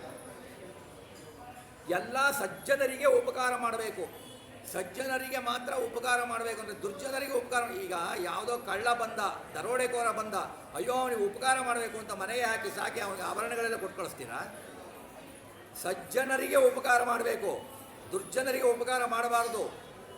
ದುರ್ಜನರಿಗೆ ಉಪಕಾರ ಮಾಡಿದರೆ ಭಗವಂತ ಮೆಚ್ಚಲ್ಲ. ಸಜ್ಜನರಿಗೆ ಆಗ್ಬಿಟ್ಟು ಸಜ್ಜನರು ಬಂದರೆ ಯಾರೋ ಬಂದಿದ್ದಾರಪ್ಪ, ಅವರಿಂದ ಏನೂ ಉಪಯೋಗ ಇಲ್ಲ ಅಂತ ಹಾಗೆ ಕಳಿಸ್ಬೇಕಾ? ಹಾಗೆ ನಾವು ಸಜ್ಜನರಿಗೆ ಉಪಕಾರ ಮಾಡಬೇಕು. ಆಮೇಲೆ ಮುಂದೆ ಬರೆದು ಕೃಷ್ಣ ಹೇಳ್ತಾನೆ, ಕಾಮೈರಹತ ದೀರ್ಘಾಂತೋ ಮೃದು ಸ್ಫುಚಿರ ಕಿಂಚನ ಅನೀಹೋ ಮಿತಭುಕ್ ಶಾಂತ ಸ್ಥಿರೋ ಮಚ್ಚರಣೋ ಮುನಿ. ವಿಷಯಾಭಿಲಾಷೆಯಿಂದ ಮನವನ್ನು ಹಾಳು ಮಾಡ್ಕೊಳ್ತೀವಿ. ನಾವು ಹಾಳು ಮಾಡ್ಕೊಳ್ತೀವಿ. ವಿಷಯಾಭಿಲಾಷೆ, ಅದು ಬೇಕು, ಇದು ಬೇಕು, ಕಿವಿಯಿಂದ ಇದು ಕೇಳಬೇಕು, ಅದು ಕೇಳಬೇಕು, ಕಣ್ಣಿಂದ ನೋಡಬೇಕು, ಆ ಟಿ ವಿ ನೋಡಬೇಕು, ಈ ಫಿಲ್ಮ್ ನೋಡಬೇಕು, ಇಲ್ಲಿ ಬರಬೇಕು, ಅಲ್ಲಿ ಬರಬೇಕು, ಅವರು ನೋಡಬೇಕು. ಇದೆಲ್ಲ ವಿಷಯ ಅಭಿಲಾಷೆಗಳು. ಎಲ್ಲವೂ ಭಗವಂತನನ್ನು ನಮ್ಮಿಂದ ದೂರ ಮಾಡ್ತವೆ. ವಿಷಯಾಭಿಲಾಷೆಗಳು, ಇಂದ್ರಿಯಗಳು ನಮ್ಮ ಕಂಟ್ರೋಲಲ್ಲಿಲ್ಲ. ನಾವು ಇಂದ್ರಿಯಗಳಿಗೆ ದಾಸರಾಗಿದ್ದೇವೆ. ಇಂದ್ರಿಯಗಳನ್ನು ತಮ್ಮ ಹಿಡಿತದಲ್ಲಿಟ್ಟುಕೊಂಡು ಎಲ್ಲವನ್ನು ದಶೇಂದ್ರಿಯಗಳು, ಏಕಾದಶ ಇಂದ್ರಿಯ ಮನಸ್ಸು ಸೇರಿ, ಪಂಚ ಜ್ಞಾನೇಂದ್ರಿಯ, ಪಂಚ ಕರ್ಮೇಂದ್ರಿಯ, ಒಂದು ಮನಸ್ಸು, 11 ಇಂದ್ರಿಯಗಳನ್ನು ಭಗವಂತನ ಕಡೆಗೆ ಮುಖವನ್ನು ಮಾಡಿ ಭಗವಂತನ ಧ್ಯಾನವನ್ನು ಮಾಡ್ತಾ ಇದ್ದರೆ ಅವನು ಸಜ್ಜನ. ನಾನು ಬಂದು ನಮಸ್ಕಾರ ಮಾಡ್ತೀನಿ, ದೇವರಿಗೆ ನಮಸ್ಕಾರ ಮಾಡ್ತೀನಿ, ಕೈ ಮುಗಿತೀನಿ, ಮಂಗಳಾರತಿ ಮಾಡ್ತೀನಿ, ಆರತಿ ಮಾಡ್ತೀನಿ, ಪ್ರಸಾದ ತಿಂತೀನಿ, ಹೋಗ್ತೀನಿ. ನಾನು ಮಾಡೋದೇನು ಮತ್ತು ಅದೇ ಅಜ್ಞಾನ. ನೀವೆಲ್ಲ ಮೂಢರು ಅಂತಾನೆ ಭಗವಂತ. ಇನ್ನು ಮುಂದೆ ಇವು ಯಾವಕ್ಕೂ ಒಲಿಯಲ್ಲ ನಾನು ಅಂತಾನೆ ಭಗವಂತ. ಯಾಕೆಂದರೆ ನನ್ನ ಮೇಲೆ ಭಕ್ತಿ ಇಲ್ಲದೆ ನೀನು ಏನು ಮಾಡಿದರೂ ನಾನು ಒಲಿಯ ಅಂತ ಭಗವಂತ ಹೇಳ್ತಾನೆ. ಇವರು ಹೀಗೆ ಮಾಡೋರೇನಿದ್ದಾರೆ ಅವರು ಸಜ್ಜನರು. ಅವನು ಶರೀರದಲ್ಲಿಯೂ ಶರೀರವೂ ಶುಚಿಯಾಗಿರಬೇಕು, ಶರೀರವೂ ಶುಚಿಯಾಗಿರಬೇಕು. ಹಾಗೆಯೇ ಹಣ ಕೂಡಿಡದವನು. ಹಣವನ್ನು ಕೂಡಿಡಬಾರ್ದು ಅಂತಾರೆ. ಹಣ ಕೂಡಿಡಬಾರ್ದು ಅಂದರೆ ಮುಂಚೆ ಎಲ್ಲ ಕೂಡಿಡ್ತಿರಲಿಲ್ಲ. ಏನಂದರೆ ನೀವು ಕೂಡಿಡ್ತೀರ, ಲೋಭಿಗಳು. ಆ ಕೂಡಿಟ್ಬಿಟ್ಟು ಬ್ಯಾಂಕ್ನಲ್ಲಿ ಇಡ್ತೀರ. ಬ್ಯಾಂಕ್ನಲ್ಲಿಟ್ಟು ಹಣ ನಾಳೆ ಬೇಕು, ನನಗೆ ಬೇಕು, ನನ್ನ ಮಕ್ಕಳಿಗೆ ಬೇಕು, ಅವ್ರ ಮಕ್ಕಳಿಗೆ ಬೇಕು, ನಮ್ಮ ಮನೆ ಕಳಿಸ್ಬೇಕು. ಕೊನೆಗೆ ಮಕ್ಕಳು ಹಾಳು ಮಾಡ್ತಾರೆ. ಅಥವಾ ಬ್ಯಾಂಕ್ಗೆ ಗುರು ರಾಘವೇಂದ್ರ ಬ್ಯಾಂಕು, ವಶಿಷ್ಠ ಬ್ಯಾಂಕ್ ನಂಗೆ ಎತ್ಕೊಂಡು ಹೋಯ್ತಪ್ಪ. ಏನು ಮಾಡ್ತೀರಾ? ನಿಮ್ಮದು ಇವತ್ತಿನ ಜೀವನ ರೀ, ಈಗಿದ್ದೀವಿ, ಇದು ಪ್ರೆಸೆನ್ಸು. ಇನ್ನೊಂದು ಸೆಕೆಂಡ್ನಲ್ಲಿ ಅವ್ರ ಹತ್ರ ಮಾತಾಡ್ತಾ ಇದ್ದೆ, ಅದು ಪಾಸ್ಟ್ ಟೆನ್ಸ್ ಅಷ್ಟೇ. ಅಷ್ಟೇ ವ್ಯತ್ಯಾಸ, ಒಂದು ಕ್ಷಣ ವ್ಯತ್ಯಾಸ ಅಲ್ವಾ? ಯಾವುದು ಕೂಡ ಶಾಶ್ವತ ಅಲ್ಲ. ಹಣದ ಹಿಂದೆ ಬೀಳಬಾರ್ದು. ನಾವು ಪರಮಾತ್ಮನ ಹಿಂದೆ ಬಿದ್ದು ಭಕ್ತಿಯಿಂದ ಕೊಟ್ಟರೆ ನಮಗೆ ಏನು ಕೊಡಬೇಕೋ ಭಗವಂತ ಅದನ್ನು ಕೊಡ್ತಾನೆ. ನಮ್ಮ ಯೋಗ್ಯತೆ ಇದ್ದರೆ ಅದನ್ನು ಕೊಡ್ತಾನೆ ಭಗವಂತ. ಅವನು ಕೊಡ್ದೇನೆ ಎಲ್ಲೂ ಹೋಗಲ್ಲ. ನಮ್ಮ ಪಾಪಗಳಿಗೂ ಕೊಡ್ತಾನೆ, ನಮ್ಮ ಪುಣ್ಯಗಳಿಗೂ ಫಲವನ್ನು ಕೊಡ್ತಾನೆ. ಏನಂತಂದರೆ ಹಣವನ್ನು ಕೂಡಿಡಬೇಕು ಅಂತಂದರೆ ನಾವೀಗ ಕೂಡಿಡ್ತೀವಿ ಅಂತಂದರೆ ಏನೋ ಯಾತ್ರೆಗೆ ಹೋಗ್ಬೇಕಪ್ಪ ಭಗವಂತ ನಿನ್ನಿಂದ ಅಲ್ಲಿ ಕೂಡಿಡ್ತಾ ಇದ್ದೀನಿ ಅಂತ ಒಂದು ಸಂಕಲ್ಪ ಮಾಡಾಕ್ಬೋದು. ಅಥವಾ ಏನೋ ಮಾಡ್ಬೋದು, ನಾನು ಒಂದು ಮನೆ ಕಟ್ಟಿಸಿದ್ದಪ್ಪ ಭಗವಂತ ಅಲ್ಲಿ ದೇವ್ರ ಮನೆ ಮಾಡ್ತೀನಿ, ದೇವ್ರ ಪೂಜೆ ಮಾಡ್ತೀನಿ ಅಂತ ಕಟ್ಬೋದು. ಅದೇನಾಗತ್ತೆ, ಇಲ್ಲ ನನಗೆ ಬೇಕು, ನಾನು 4 ಮನೆ ಕಟ್ಟಬೇಕು, 5 ಮನೆ ಕಟ್ಟಬೇಕು, 10 ಮನೆ ಕಟ್ಟಬೇಕು ಅಂತಂದರೆ ಕೊನೆಗೆ ಅದು ಯಾರ್ಯಾರ್ದೋ ಪಾಲಾಗತ್ತೆ ಹೊರತು ನಮ್ಮ ಪಾಲಾಗಲ್ಲ. ನಾವು ಹೋದ ಮೇಲೆ ಒಂದು ಪೈಸಾನೂ ನಮ್ಮ ಮೇಲೆ ಇಡಲ್ಲ ಅಲ್ವಾ? ಹೇಗೆ ಬರ್ತೀವೋ ಹಾಗೆ ಹೋಗ್ತೀವಿ. ಇಷ್ಟೆಲ್ಲ ಇರಬೇಕಾದ್ರೆ ಹಣ ಕೂಡಿಡಬೇಕು. ಯಾಕೆ? ಇದನ್ನು ಅವಧೂತ ಮುನಿಗಳು ಜೇನು ಹುಳುಗಳ ಬಗ್ಗೆ ಹೇಳಬೇಕಾದ್ರೆ, ನನ್ನ 24 ಗುರುಗಳ ಬಗ್ಗೆ ಹೇಳಬೇಕಾದ್ರೆ ಜೇನು ಹುಳದ ಬಗ್ಗೆ ಹೇಳಿದಾರಲ್ಲ, ಅವಾಗ ಹೇಳಿದೆ ನಾನು. ಜೇನನ್ನು ಸಂಗ್ರಹಿಸಿ ಹೇಳುತ್ತೆ, ಅದು ತಿನ್ನಲ್ಲ, ಬೇರೆಯವ್ರು ತಿಂತಾರೆ ಅದನ್ನು ಸಾಯಿಸಿ. ಹಂಗೆ ನಮ್ದು ಹಣೆ ಬರ. ಅದನ್ನು ನೋಡಿ ನಾವು ಕಲಿಬೇಕು. ದುಡ್ಡು ಇದ್ದರೆ ಸಜ್ಜನರಿಗೆ ದಾನ ಮಾಡಬೇಕು. ನಮಗೆ ಇವತ್ತಿದೆಯಪ್ಪ, ಇವತ್ತು ತಿಂತೀವಿ, ಇವತ್ತೇ ಭಗವಂತ ಕೊಟ್ಟ, ನಾಳೆಗೆ ಏನು ಅಂತ ಯೋಚನೆ. ನಮಗೇನಂದರೆ ದೃಢವಾದ ಭಕ್ತಿ ಇಲ್ಲ ನಮಗೆ. ಎಲ್ಲ ಭಾಳ ಬರೋದು, ಭಾಳ ಸಾಧನೆ ಬೇಕು ನಮಗೆ. ಭಗವಂತ ಕೊಡ್ತಾನೆ, ನಾಳೆ ಭಗವಂತ ಇದ್ದಾನೆ ಅಂತ ಖಚಿತ ನಂಬಿಕೆ, ಖಚಿತ ಜ್ಞಾನ ನಮಗಿದ್ದರೆ ನಾವು ನಾಳೆ ಬಗ್ಗೆ ಯೋಚನೆ ಮಾಡಲ್ಲ. ನಮಗೆ ನಂಬಿಕೆನೇ ಇಲ್ಲವೇ? ಎಲ್ಲಿದೆ ನಂಬಿಕೆ? ಎಷ್ಟು ಪ್ರವಚನ ಮಾಡಿದ್ರೇನು, ಎಷ್ಟು ಪ್ರವಚನ ಹೇಳಿದ್ರೇನು, ಏನು ಶಾಸ್ತ್ರಗಳನ್ನು ಓದಿದ್ರೇನು, ಯಾವ ಶಾಸ್ತ್ರಗಳಿದೆ? ನಾನು ಇದು ಮಾಡಿದರೆ ನಾಳೆ ಯಾರು ಇದು ಮಾಡ್ತಾರೆ? ನಾಳೆ ಏನು ಮಾಡ್ತಾನೆ ದೇವರು? ನಮ್ದಿಷ್ಟೇ ನಂಬಿಕೆ. ಕೈ ಮುಗಿಯೋದು ದೇವರೇ ನೀನೇ ಅಲ್ಲ ಅನ್ನೋದು. ನಾಳೆ ಏನು ಮಾಡ್ತಾನೆ ದೇವ್ರು? ನಮಗೆ ನಾವೇ ಇಟ್ಕೊಂಡ್ಬಿಟ್ರೆ ದೇವ್ರನ್ನ ಹೆಂಗೆ ಕೇಳಬೇಕು? ಹೀಗೆ ಬರುತ್ತೆ ನಮ್ಮ ಮಾತು. ಇದು ಸಜ್ಜನರು ಅನ್ಸಲ್ಲ. ಇವ್ರನ್ನ ಕೃಷ್ಣ ಪರಮಾತ್ಮ ಹೇಳ್ತಾನೆ, ಇವರೆಲ್ಲ ಸಜ್ಜನರಲ್ಲ. ಎಲ್ಲದಕ್ಕೂ ನೀನು ಕೊಟ್ಟಿದ್ದೀಯಪ್ಪ, ನೀನು ಕೊಟ್ಟಿದ್ದನ್ನು ನಾನು ಉಪಯೋಗಿಸ್ತೇನೆ ಅಷ್ಟೇ. ನೀನು ಎಷ್ಟು ಕೊಟ್ಟಿಯಾ, ಇವತ್ತು ಎಷ್ಟು ಕೊಟ್ಟಿದೆಯಾ ಅದಕ್ಕೆ ಸಂತೋಷ. ಅದನ್ನು ಭಗವಂತನ ಇಚ್ಛೆ ಅಂತ ತಿಳ್ಕೊಂಡು ಮಾಡೋರು ಸಜ್ಜನರು. ಮಿತ ಆಹಾರಿ, ಮಿತವಾಗಿ ಆಹಾರವನ್ನು ತೆಗೆದುಕೊಳ್ಳಬೇಕು. ಮಿತ ಆಹಾರಿ ಹೇಳಿದ್ದೆ, ಆಹಾರದ ಬಗ್ಗೆ ಹೇಳಿದ್ದೆ. ಆಹಾರ ಯಾವ ರೀತಿ ತಗೊಳ್ಬೇಕು ಅಂತ ಶಾಸ್ತ್ರದಲ್ಲಿದೆ ಅಂತ. ಆಹಾರ ಶಾಸ್ತ್ರದಲ್ಲಿ ನಿಷಿದ್ಧವಾದ ಆಹಾರವನ್ನು ತೆಗೆದುಕೊಳ್ಳಬಾರದು. ಯಾಕೆ ಅಂದರೆ ನಮಗೆ ನಮ್ಮ ಮನಸ್ಸಿನ ಚಾಂಚಲ್ಯನೇನು ಹೆಚ್ಚಿಸುತ್ತೆ, ಭಗವಂತನ ಬಗ್ಗೆ ನಮ್ಮನ್ನು ವಿಮುಖವನ್ನಾಗಿ ಮಾಡುತ್ತೆ. ಯಾವ ಸಮಯದಲ್ಲಿ ಭೋಜನ ಮಾಡಬೇಕೋ ಆ ಸಮಯದಲ್ಲಿ ಮಾಡಬೇಕು. ಭೋಜನ ಮಾಡಬೇಕಾದ್ರೆ ಅದೊಂದು ಯಜ್ಞ ಅಂತ ಮಾಡಬೇಕು. ಅದರಲ್ಲಿ ಭಗವಂತನನ್ನು ಚಿಂತನೆ ಮಾಡಬೇಕು. ನಾವು ಪ್ರತಿಯೊಂದು ತಿನ್ನಬೇಕಾದ್ರೆ, ಊಟ ಮಾಡಬೇಕಾದ್ರೆ ಪ್ರತಿಯೊಂದು ಅನ್ನದಾಗಳು ನೀವು ಏನು ತಿಂತೀರೋ ಕೊನೆಗೆ ಅನ್ನದಾತೋ ಸುಖೀಭವ ಅಂತೀವಿ. ಯಾಕಂತೀವಿ? ನಾವು ಅನ್ನವನ್ನು ತಿನ್ನಬೇಕಾದ್ರೆ ಅಂಗಡಿಯಿಂದ ದುಡ್ಡು ಕೊಂಡು ತೊಗೊಂಡ್ಬಿಡ್ತೀವಿ. ಅದನ್ನು ರೈತ ಬೆಳೆಸಿರ್ತಾನೆ, ರೈತನಿಗೆ ಬೇರೆಯವನು ಕೊಟ್ಟಿರ್ತಾನೆ, ಪರಮಾತ್ಮ ಮಳೆನ ಸುರಿಸಿಕೊಡ್ತಾನೆ. ಅವರೆಲ್ಲ ಅನ್ನದಾತ ಆಗ್ತಾರೆ, ಸುಖೀಭವ ಅಂತ ಅವರಿಗೆ ನೆನಪಿಸ್ಬೇಕು. ನಾವು ನೆನ್ಕೊಳ್ಬೇಕು. ನಮಗೆ ಹಾಕಿರಲ್ಲ, ನಾನು ದುಡ್ಡು ಕೊಟ್ಟಿದ್ದೀನಿ ತಿಂತೀನಿ, ಇವನು ಯಾವನು ಹೇಳೋದು ನನಗೆ ಅಂತ. ಈ ದಿಮಾಕ ನಮಗೆ. ಇದು ಯಜ್ಞ ಆಗಲ್ಲ. ಹೇಗೆ ತಿನ್ನಬೇಕು? ಚೆನ್ನಾಗಿ ತಿಂದುಬಿಡೋದು, ಕಂಠಮಠ ತಿಂದುಬಿಡೋದು, ಡಾಕ್ಟರ್ ಹತ್ರ ಹೋಗ್ಬಿಡೋದು, ಗ್ಯಾಸ್ ಆಗ್ಬಿಟ್ಟಿದೆ ಅಂತ. ಇಲ್ಲ ಸುಮ್ಮನೆ ಉಪವಾಸ ಮಾಡೋದು, ಭಗವಂತನ ನೆನಪೇ ಇಲ್ಲ. ಭಗವಂತನ ನೆನಪು ಮಾಡ್ಕೊಳ್ಬೇಕು, ಭಗವಂತನ ಧ್ಯಾನ ಮಾಡಬೇಕು. ಪ್ರತಿಯೊಂದು ದಿವಸನೂ ರಾಮ ಕೃಷ್ಣ ಏನು ಕೆಲಸ ಮಾಡ್ತಿರೋ ಮನೆಯಲ್ಲಿ ಒಂದು ಅಭ್ಯಾಸ ಮಾಡಿಕೊಂಡ್ರೆ, ರಾಮ ಮನೆಯಲ್ಲಿ ಸುಮ್ಮನೆ ಕೂತ್ಕೊಂಡಾಗ ರಾಮ ಕೃಷ್ಣ ಅಂತ ಹೇಳ್ತಾ ಇರಿ. ಅದು ನಿಮಗೆ ಒಂದು ರೀತಿ ನಿಯಮವನ್ನು ಕೊಡ್ತದೆ. ಸುಮ್ಮನೆ ಕೂತ್ಕೊಂಡು ಏನೋ ಮನಸ್ಸಿನಲ್ಲಿ ಯೋಚನೆ ಮಾಡಿ ರಾಮ ಕೃಷ್ಣ ರಾಮ ಅಂತ ಹೇಳ್ತಾ ಇರಿ. ಅದು ನಿಮಗೆ ಒಳ್ಳೆಯ ಗುಣಗಳನ್ನು ಕೊಡ್ತಾ ಬರುತ್ತೆ ನಮ್ಮ ಯೋಗ್ಯತೆಗೆ ಅನುಸಾರವಾಗಿ. ಹಾಗೆ ನಾವು ಮಾಡಬೇಕು. ಭಗವಂತನ ಭಕ್ತ ನಾವೇನು ತಿಳ್ಕೊಂಡಿದ್ದೀವಿ, ನಾವೆಲ್ಲರೂ ಭಕ್ತರು. ನಾನು ಭಕ್ತಿ ಮಾಡ್ತೀನಿ, ಕೈ ಮುಗಿತೀನಿ, ನಮಸ್ಕಾರ ಮಾಡ್ತೀನಿ, ಆರತಿ ಮಾಡ್ತೀನಿ. ಇದು ಭಕ್ತಿ ಅನ್ನಲ್ಲ, ಇದು ಡಾಂಬಿಕಾ ಅಂತಾನೆ ಕೃಷ್ಣ. ನಿಮಗೆ ನನ್ನ ಮೇಲೆ ಭಕ್ತಿನೇ ಇಲ್ಲ, ಎಲ್ಲಿದೆ ಭಕ್ತಿ? ಕೈ ಮುಗಿದ ತಕ್ಷಣ ಮುಂದಾಗೋಯ್ತು. ಏನಿದೆ ನಿಮ್ಮಲ್ಲಿ ಭಕ್ತಿ? ನಿರಂತರವಾಗಿ ಬರಬೇಕು ಅಲ್ವಾ? ತೈಲಧಾರೆಯಂತೆ ಮನಸ್ಸು ಕೊಡೋ ಹರಿಯಲ್ಲಿ ಶಂಭು ಅಂತ ರುದ್ರದೇವರನ್ನು ಕೇಳ್ಕೊತೀವಲ್ವ ನಾವು. ಎಣ್ಣೆಯ ಹನಿ ಬೀಳತ್ತಲ್ವಾ, ಎಣ್ಣೆಗೆ ಬ್ರೇಕ್ ಇಲ್ಲ, ಎಣ್ಣೆ ನಿರಂತರವಾಗಿ ಬೀಳ್ತಾ ಇರುತ್ತೆ. ಆ ಬ್ರೇಕ್ ಇಲ್ಲದ ಹಾಗೆ ಭಗವಂತನ ಧ್ಯಾನವನ್ನು ಮಾಡುವುದೇ ಭಕ್ತಿ. ನಾವೆಲ್ಲಿ ಮಾಡ್ತೀವಿ? ಒಂದು ಅವರ್ನಲ್ಲಿ ಒಂದು ಅರ್ಧ ಗಂಟೆ 1 ಅವರ್ ದೇವ್ರ ಪೂಜೆ ಮಾಡಿ ಬಾಗಿಲು ಹಾಕ್ಬಿಟ್ರು ಅಂತ ದೇವ್ರು ಯಾರೋ ನಾವು ಯಾರು? ಪೂಜೆ ಮಾಡಿಬಿಟ್ಟಿದ್ದೀನಿಲ್ಲ ನಾನು. ನಾನು 1 ಅವರ್ ಪೂಜೆ ಮಾಡ್ತೀನಿ, ನಾನು 4 ಅವರ್ ಪೂಜೆ ಮಾಡ್ತೀನಿ ಅಷ್ಟೇ. ನಾನು ಮಾಡ್ತೀನಿ ಅಂತ ಬಂದಾಗೆ ಪೂಜೆ ಹೋಯ್ತು. ಹೀಗೆ ನಮ್ದಿರತ್ತೆ. ಹೀಗೆ ಸಜ್ಜನರು ಹೀಗೆ ಮಾಡಲ್ಲ. ವೈಷ್ಣವ ಸಿದ್ಧಾಂತದಲ್ಲಿ ಅಚಲವಾದ ಶ್ರದ್ಧೆ, ತಾರತಮ್ಯ ಜ್ಞಾನ ಇರಬೇಕು. ಯಾವಾಗಲೂ ಮನನ ಮಾಡ್ತಾ ಇರಬೇಕು. ಭಗವಂತನ ಜ್ಞಾನ, ಭಗವಂತನ ಬಗ್ಗೆ ತಿಳುವಳಿಕೆ ತಿಳ್ಕೊಳ್ಬೇಕು. ಭಗವಂತನ ಒಂದು ಗುಣವನ್ನು ತಿಳಿದರೂ ಕೂಡ ನಮ್ಮ ಯೋಗ್ಯತೆಗನುಸಾರ ಒಂದು ಗುಣ ಈ ಥರ ಪರಮಾತ್ಮ ಇದ್ದಾನೆ ಅಂತ ತಿಳ್ಕೊಂಡ್ಬಿಟ್ಟು ದಿವಸ ಮನನ ಮಾಡಿ, ಆ ಮನದ ಸುಖನೇ ಬೇರೆ. ಆ ಥರ ಮನನ ಮಾಡ್ತಾರೆ ಜ್ಞಾನಿಗಳು, ಸಜ್ಜನರು. ಅವರನ್ನು ಸಜ್ಜನರು ಅಂತೀನಿ ಅಂತ ಭಗವಂತ ಹೇಳ್ತಾನೆ. ವಿಹಿತ ಕರ್ಮವನ್ನು ಮರೆಯದವರು, ಸಂಧ್ಯಾವಂದನೆಯನ್ನು ಮರೆಯದವರು, ಅದನ್ನೇ ಮರೆತಿರ್ತೀವಿ ನಾವು. ಆಪತ್ತಿನಲ್ಲಿ ಎಂಥ ಕಷ್ಟ ಬಂದರೂ ಧೃತಿಗೆಡಬಾರದು. ಭಗವಂತ ಇದ್ದಾನೆ, ನಮ್ಮನ್ನು ಕಾಪಾಡ್ತಾನೆ ಅಂತ ಇರಬೇಕು. ಈಗೇನಾಗಿದೆ, ಸ್ವಲ್ಪ ಆಪತ್ತು ಬಂದರೂ ಹೋಗಿ ಹಾರಿಬಿಡೋದು, ಆತ್ಮಹತ್ಯೆ ಮಾಡ್ಕೊಂಬಿಡೋದು.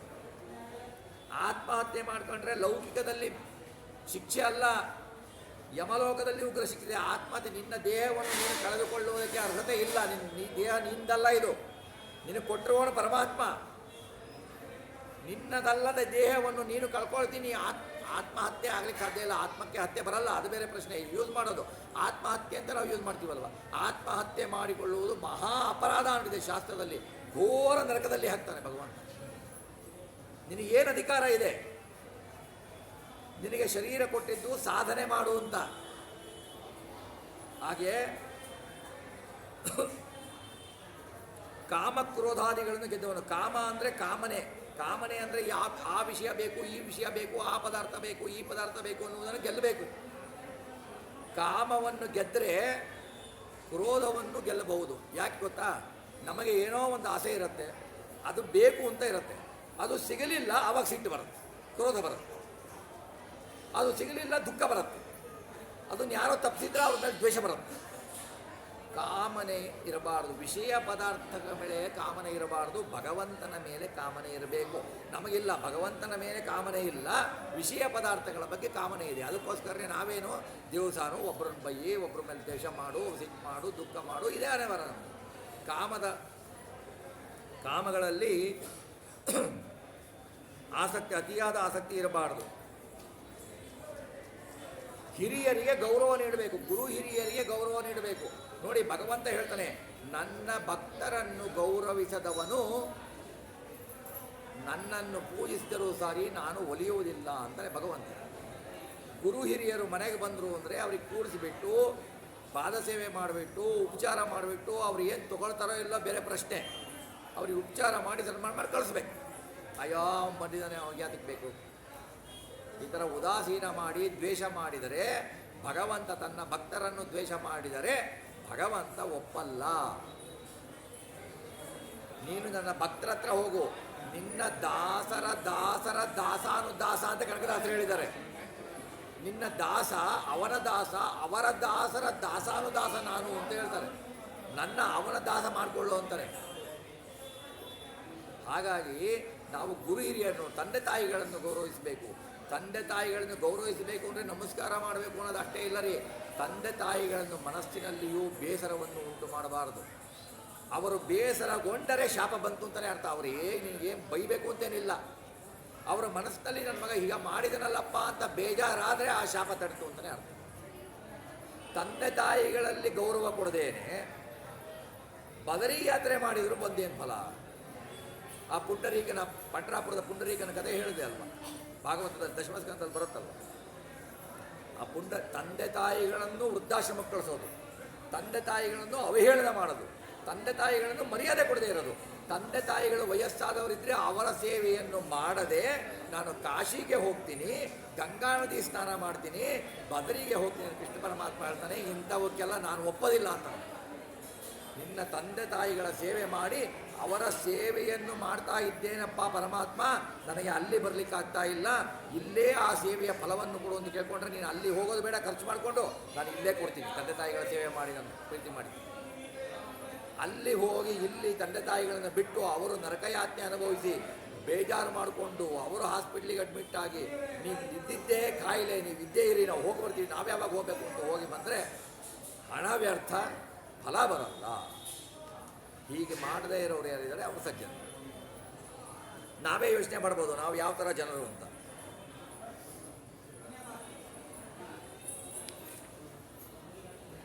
ತನ್ನ ಗುಣ ದೋಷಗಳನ್ನು ಚೆನ್ನಾಗಿ ತಿಳಿಬೇಕ್ರಿ. ನಮ್ಮ ದೋಷ ನಮ್ಮ ಗುಣ. ನಾವು ಹೊರಗಡೆ ಏನೇ ಹೇಳ್ಬೋದು, ನಮಗೇನು ದೋಷ ಇದೆ, ನಮಗೇನು ಗುಣ ಇದೆ ಅಂತ ಗೊತ್ತಿರತ್ತೆ.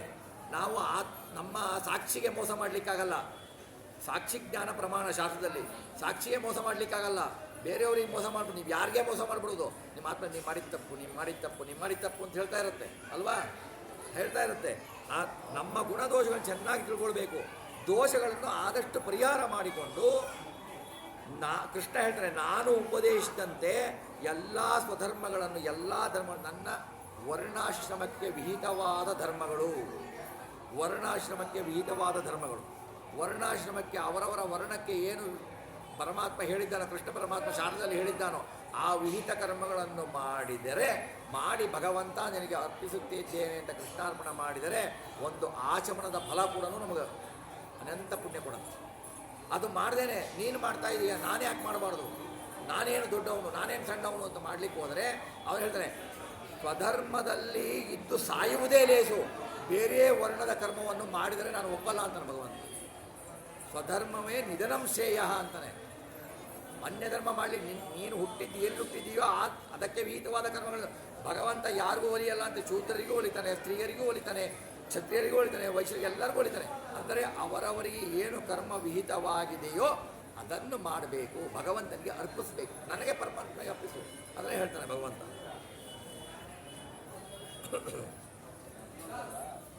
ಆಮೇಲೆ ಇನ್ನೊಂದು ಬಹಳ ಉತ್ತಮವಾದ ಶ್ಲೋಕ ಹೇಳ್ತಾನೆ, ಜ್ಞಾತ್ವಾಥ ಯೇ ವೈ ಮಾಂ ಯಾವಾನ್ ಯಶ್ಚಾಸ್ಮಿ ಯಾದೃಶಃ ಭಜಂತ್ಯ ಅನನ್ಯ ಭಾವೇನ ತೇಮೇ ಭಕ್ತತಮಾ ಮತಃ. ಭಗವಂತ ಹೇಗಿದ್ದಾನೆ, ಭಗವಂತನಿಗೆ ಎಷ್ಟು ಲಕ್ಷಣ ಇದೆ, ಭಗವಂತ ಯಾವ ಥರ ಗುಣ ಇದ್ದಾನೆ, ಹೇಗಿದ್ದಾನೆ ಸಾಮಾನ್ಯವಾಗಿ ತಿಳ್ಕೊಳ್ಳಿ. ನಾವು ಏನು ತಿಳ್ಕೊಳ್ಳಿಲ್ಲ ಅಂದ್ರೂ ಕೂಡ ದೇವರು ದೊಡ್ಡವನು ಅನ್ನೋದು ಒಂದು ಜ್ಞಾನ ಇರುತ್ತೆ ಅಲ್ವಾ. ದೇವರು ದೊಡ್ಡವನು ಅನ್ನೋ ಜ್ಞಾನ ಇಲ್ಲದವ್ರು, ಅಷ್ಟು ಜ್ಞಾನ ಇಲ್ಲದವ್ರು ಉಪನ್ಯಾಸಕ್ಕೆ ಬರೋದು. ನಾನೇ ದೊಡ್ಡವನು ಅನ್ನೋರು ಎಂದು ಉಪನ್ಯಾಸಕ್ಕೆ ಬರೋದು. ದೇವರು ದೊಡ್ಡವನು ಅಂತ ಒಂದು ಸಾಮಾನ್ಯವಾಗಿ ತಿಳ್ಕೊಳ್ಳಿ, ಅಷ್ಟೇ ತಿಳ್ಕೊಂಡ್ರೆ ಸಾಲದು. ಮೊದಲ ಅಷ್ಟು ತಿಳ್ಕೊಳ್ಳಿ, ಆಮೇಲೆ ಪಾಠ ಪ್ರವಚನಗಳನ್ನು ಕೇಳಿ ಭಗವಂತನಿಗೆ ಈ ಗುಣ ಇದೆ, ಭಗವಂತ ನಿತ್ಯ ಸುಖಿ, ಸುಖವಾದವನು, ಪರಿಪೂರ್ಣ, ಅನಂತ ಗುಣಗಳಿದ್ದಾವೆ ಭಗವಂತನಲ್ಲಿ, ಭಗವಂತ ಪರತಮ ಅಂತ ತಿಳ್ಕೊಂಡ್ಬಿಟ್ಟು ಭಗವಂತ ಹೀಗೆ ಅಂತ ಮೊದಲು ಸಾಧಾರಣವಾಗಿ ತಿಳ್ಕೊಳ್ಳಿ. ಆಮೇಲೆ ನನ್ನನ್ನು ಚೆನ್ನಾಗಿ, ಅದಕ್ಕೆ ಹೇಳೋದು ಜ್ಞಾತ್ವಾ ಅಂತ 2 ಟೈಮ್ ಹೇಳ್ತಾನೆ. ಫಸ್ಟು ಸಾಮಾನ್ಯವಾಗಿ ತಿಳಿದುಕೊಳ್ಳಿ, ಆಮೇಲೆ ವಿಶೇಷವಾಗಿ ಭಗವಂತನನ್ನು ತಿಳಿದುಕೊಂಡು ಬಿಟ್ಟು ಹೆಚ್ಚು ಹೆಚ್ಚು ಆಸಕ್ತಿಯಿಂದ ತಿಳ್ಕೊಳ್ಬೇಕು. ಏನೋ ಹೇಳ್ತಾ ಇದ್ದಾರೆ, ಏನೋ ಕೇಳ್ತಾ ಇದ್ದೀನಿ, ನಾನು ಕೇಳಬೇಕಾದ್ರೆ ಏನೋ ಹಾಕ್ಕೊಂಡು ಕೇಳ್ತೀನಿ ಅನ್ನೋದಲ್ಲ. ಅದನ್ನು ಉತ್ಸಾಹವಾಗಿ, ಉತ್ಸುಕತೆಯಿಂದ, ಭಕ್ತಿಯಿಂದ ಅದನ್ನು ಕೇಳಿ ಮನನ ಮಾಡಬೇಕು. ಮನನ ಮಾಡಿದರೆ ಅನನ್ಯ ಭಕ್ತಿಯಿಂದ ಆಧರಿಸ್ತಲ್ಲ ಅವನು ಅತ್ಯಂತ ಶ್ರೇಷ್ಠ. ಆಮೇಲೆ ನನ್ನ ಭಕ್ತ ಏನು ಮಾಡ್ತಾನೆ ಅಂದರೆ ಕೃಷ್ಣ ಪರಮಾತ್ಮಂದೇ ವಾಕ್ಯಗಳಿವೆಲ್ಲ. ಮಲ್ಲಿಂಗ ಮದ್ಭಕ್ತ ಜನದರ್ಶನ ಸ್ಪರ್ಶನಾರ್ಚನಂ ಪರಿಚರ್ಯಾ ಸ್ತುತಿ ಪ್ರಭು ಗುಣಕರ್ಮಾನುಕೀರ್ತನಂ. ನನ್ನ ಭಕ್ತ ಏನು ಮಾಡ್ತಾನೆ, ನನ್ನ ಪ್ರತಿಮೆಗಳನ್ನು, ನನ್ನ ಭಕ್ತರನ್ನು ನೋಡ್ತಾನೆ. ದೇವಸ್ಥಾನಕ್ಕೆ ಹೋಗ್ತೀರಾ, ವೆಂಕಟೇಶ್ವರ ದೇವಸ್ಥಾನಕ್ಕೆ ಹೋಗ್ತೀರಾ, ಯಾವುದೋ ದೇವಸ್ಥಾನಕ್ಕೆ ಹೋಗ್ತೀರಾ, ಪ್ರತಿಮೆಗಳನ್ನು ನೋಡ್ತೀರಾ. ಭಗವಂತನ ಭಕ್ತರು, ವಾಯುದೇವರು ಹನುಮಂತನ ಹತ್ರ ಹೋಗ್ತೀರಾ, ಶಿವನ ಹತ್ರ ದರ್ಶನ ಮಾಡ್ತೀರಾ, ಎಲ್ಲ ಭಗವಂತನ ಪರಮ ಭಕ್ತರವರು. ರಾಘವೇಂದ್ರ ಸ್ವಾಮಿಗಳ ಹತ್ರ ಬರ್ತೀರಾ, ಅವರೂ ಭಕ್ತರು. ವಾದಿರಾಜರ ಹತ್ರ ಹೋಗ್ತೀರಾ, ಅವರೂ ಭಕ್ತರು. ಅವರ ಹತ್ರ ಹೋದಾಗ ಆ ಭಕ್ತರನ್ನು ನೋಡ್ತೀರಾ, ಇಷ್ಟಪಟ್ಟು ಹೋಗ್ತೀರಾ, ಇಷ್ಟಪಟ್ಟು ನೋಡಿ ನಮಸ್ಕಾರ ಮಾಡ್ತೀರಾ. ಹೇಗೆ ನಿಮ್ಮನೆ ಪ್ರತಿಮೆಗಳಿಗೆ ಪೂಜೆ ಮಾಡಬೇಕಾದ್ರೆ ಸ್ಪರ್ಶಿಸ್ತೀರಾ, ಪೂಜೆ ಮಾಡ್ತೀರಾ, ಅರ್ಚಿಸ್ತೀರಾ, ಸೇವೆ ಮಾಡ್ತೀರಾ, ಭಕ್ತರ ಸೇವೆಯನ್ನು ಮಾಡ್ತೀರಾ, ಸ್ತೋತ್ರ ಮಾಡ್ತೀರಾ, ನಮ್ರತೆಯನ್ನು ವಿನಯವಾಗಿ ಇರ್ತೀರಾ. ಆ ವಿನಯಗಳೇ ಮರೆತೋಗಿರುತ್ತೆ. ಎಷ್ಟೋ ಮಠ ಮಂದಿರಗಳನ್ನು ನೋಡ್ತೀವಿ ನಾವು, ಸೇವೆ ಕೊಟ್ಬಿಡ್ತಾರೆ. ಸೇವೆ ಕೊಟ್ಬಿಟ್ಟು ಏನು ಮಾಡ್ತಾರೆ ಅಂದರೆ, ನಾನು ಸೇವೆ ಕೊಟ್ಟಿದ್ದೀನಿ ರೀ, ನಾನು ಇಷ್ಟು ದುಡ್ಡಿನ ಸೇವೆ ಕೊಟ್ಟಿದ್ದೀನಿ, ನೀವೇನು ನನಗೆ ಮರ್ಯಾದೆ ಕೊಡೋದು? ನೀವು ಸೇವೆ ಕೊಟ್ಟಿರೋದು ನೀವು ಉದ್ಧಾರ ಆಗಲಿಕ್ಕೆ, ದೇವರು ಉದ್ಧಾರ ಆಗಲಿಕ್ಕಲ್ಲ. ಸೇವೆ ಕೊಟ್ಟಾಗ ನಮ್ರತೆಯಿಂದ ಕೊಡಬೇಕು. ನಮ್ರತೆಯಿಂದ ಕೊಟ್ಟು ಅಲ್ಲಿ ಬಂದಾಗ ಅದು ಏನು ಸಿಗತ್ತೋ ಅವತ್ತು ಭಗವಂತ ಕೊಟ್ಟಿದ್ದಾನೆ ಅನ್ನೋ ಚಿಂತೆ ಹೋಗಬೇಕು ಹೊರತು ನಾನು ಸೇವೆ ಕೊಟ್ಟೆ ಅಂದರೆ ಸೇವೆದೆಲ್ಲ ಹೋಯ್ತು, ನೀರು ನೋಮ ಆಗೋಯ್ತು. ಹಾಗೆ ಇವನು ಏನು ಮಾಡ್ತಿರ್ಬೇಕು, ಇವತ್ತೇ ನಮ್ಮ ಪೂಜೆ ಮಾಡಿಬಿಟ್ಟೆ ಇನ್ನೊಂದು 6 ತಿಂಗಳು ಮಾಡಲ್ಲ, ಇವತ್ತೇ ದೇವಸ್ಥಾನಕ್ಕೆ ಹೋಗಿ ಬಂದುಬಿಟ್ಟೆ ಮುಗಿದೋಯ್ತು, ಇನ್ಯಾವಾಗೋ ಹೋಗ್ತೀನಿ. ಸ್ತೋತ್ರ ಮಾಡದೆ ಆಗಲ್ಲ. ಗುಣ ಕರ್ಮ ಕೀರ್ತನ, ಭಗವಂತನ ಗುಣಗಳು, ಭಗವಂತನ ಬಗ್ಗೆ ದಾಸರ ಪದಗಳನ್ನು ಕೇಳಿ. ಅನವಶ್ಯಕವಾಗಿ ಬೇರೆ ಲೌಕಿಕವಾದ ಕೀರ್ತನೆಗಳನ್ನು ಕೇಳಿದರೆ ಅದರಿಂದ ಏನೂ ಲಾಭ ಇಲ್ಲ. ಹಾಗೆ ಅವೆಲ್ಲ ಭಗವಂತನೆಂದು ನಮ್ಮನ್ನು ಭಗವಂತನಿಂದ ದೂರ ಮಾಡ್ತವೆ. ಹಾಗಾಗಿ ಇದನ್ನೆಲ್ಲ ಮಾಡಬೇಕು ಅಂತ ಹೇಳ್ತಾನೆ. ಆಮೇಲೆ ಹೇಳ್ತಾನೆ, ಇಷ್ಟೇ ಅಲ್ಲ, ನನ್ನ ಭಕ್ತರು ಏನು ಮಾಡಬೇಕು ಅನ್ನೋದು ಹೇಳ್ತಾನೆ. ನನ್ನ ಭಕ್ತ ನನ್ನ ಕಥಾಶ್ರವಣದಲ್ಲಿ, ನನ್ನ ಎಲ್ಲಿ ಕಥೆ ನನ್ನ ಶ್ರವಣ ನಡೀತಾ ಇರುತ್ತೆ ಅಲ್ಲಿ ಆ ಶ್ರದ್ಧೆಯಿಂದ ಹೋಗಿ ಕೇಳಬೇಕು. ನನ್ನ ನಿರಂತರ ಧ್ಯಾನ ಮಾಡಬೇಕು. ನನ್ನ ನಿರಂತರವಾಗಿ ಧ್ಯಾನವನ್ನು ಮಾಡ್ತಾ ಇರಬೇಕು. ಒಂದು 5 ನಿಮಿಷ ಪೂಜೆ ಮಾಡಿದೆ, ಒಂದು 5 ನಿಮಿಷ ಧ್ಯಾನ ಮಾಡಿದೆ, ಇನ್ನು 10 ನಿಮಿಷ ಮಾಡಲ್ಲ, ಇಷ್ಟೇ ಸಾಕು ಅನ್ಬಾರ್ದು. ನಿರಂತರವಾಗಿ ಧ್ಯಾನ. ನೀವು ಏನೇ ಕೆಲಸ ಮಾಡ್ತಾ ಇರಿ, ಮನೆಯಲ್ಲಿ ಏನೇ, ಅದೇ ಹೇಳ್ತಾರೆ, ಮಲಗುವಾಗಲೂ ಏಳುವಾಗಲೂ ಕುಳಿತು ಮಾತಾಡುತ್ತಲೇ ಮನೆಗಳು ಕೆಲಸಗಳ ಮಾಡುತ್ತಲೇ ಮೈದೊಳೆವಾಗ ಮೆಲುವಾಗ ಕಲುಷದೂರ್ನ ತಿಳಿಯ ತತ್ತನ್ನಾಮ ರೂಪದಿ ಹೇಳ್ತಾರಲ್ವ ದಾಸರು ಹರಿಕಥಾಮೃತಸಾರದಲ್ಲಿ. ನೀವೇನು ಕೆಲಸ ಮಾಡ್ತಾ ಇರ್ತೀರ, ಕೃಷ್ಣ ನಿನಗರ್ಪಣೆ ಅಪ್ಪ, ಕೃಷ್ಣ ನಿನಗರ್ಪಣೆ ಅಪ್ಪ, ಕೃಷ್ಣ ನಿನಗರ್ಪಣೆ ಅಂತ ಇರಿ. ಕೃಷ್ಣ ಪರಮಾತ್ಮ ಅದರಲ್ಲಿ ಆ ಕೆಲಸದಲ್ಲಿ ಕಾಣಿ ಪರಮಾತ್ಮನನ್ನು, ಅದನ್ನು ಮಾಡಿ. ಕೃಷ್ಣ ನಿನಗೆ ಅರ್ಪಣೆ ಅಪ್ಪ, ಈ ಕೆಲಸ ನೀನು ಮಾಡಿಸ್ತಾ ಇದೆಯಾ, ನಿನಗೆ ಅರ್ಪಣೆ, ನೀನು ಮಾಡಿಸ್ತಾ ಇದೆಯಾ, ನಿನಗೆ ಅರ್ಪಣೆ ಅಂತ ಕೃಷ್ಣನಿಗೆ ಅರ್ಪಣೆ ಮಾಡಿ. ಎಷ್ಟು ಈಸಿ ಕೊಟ್ಟಿದ್ದಾರೆ ಶಾರದಲ್ಲಿ. ರಾಮ ಕೃಷ್ಣ ಕೂಡ್ತಲೆಲ್ಲ ರಾಮ ಕೃಷ್ಣ ಗೋವಿಂದ ಅಂತ ಹೇಳ್ತಾನೇ ಇರಿ, ಏನು ತೊಂದರೆ ಇಲ್ಲ. ನರಜನ್ಮ ಬಂದಾಗ ನಾಲಿಗೆ ಎದ್ದಾಗ ಕೃಷ್ಣ ಎನ್ನಬಾರದೆ ಯಾರ್ಯಾರನ್ನೋ ಹೊಗಳ್ತೀವಿ, ಯಾರ್ಯಾರನ್ನೋ ಮಾಡ್ತೀವಿ. ಅವ್ರ ಇರೋದೇ ಇಲ್ಲ, ಏನೂ ಕೂಡ ಇರಲ್ಲ.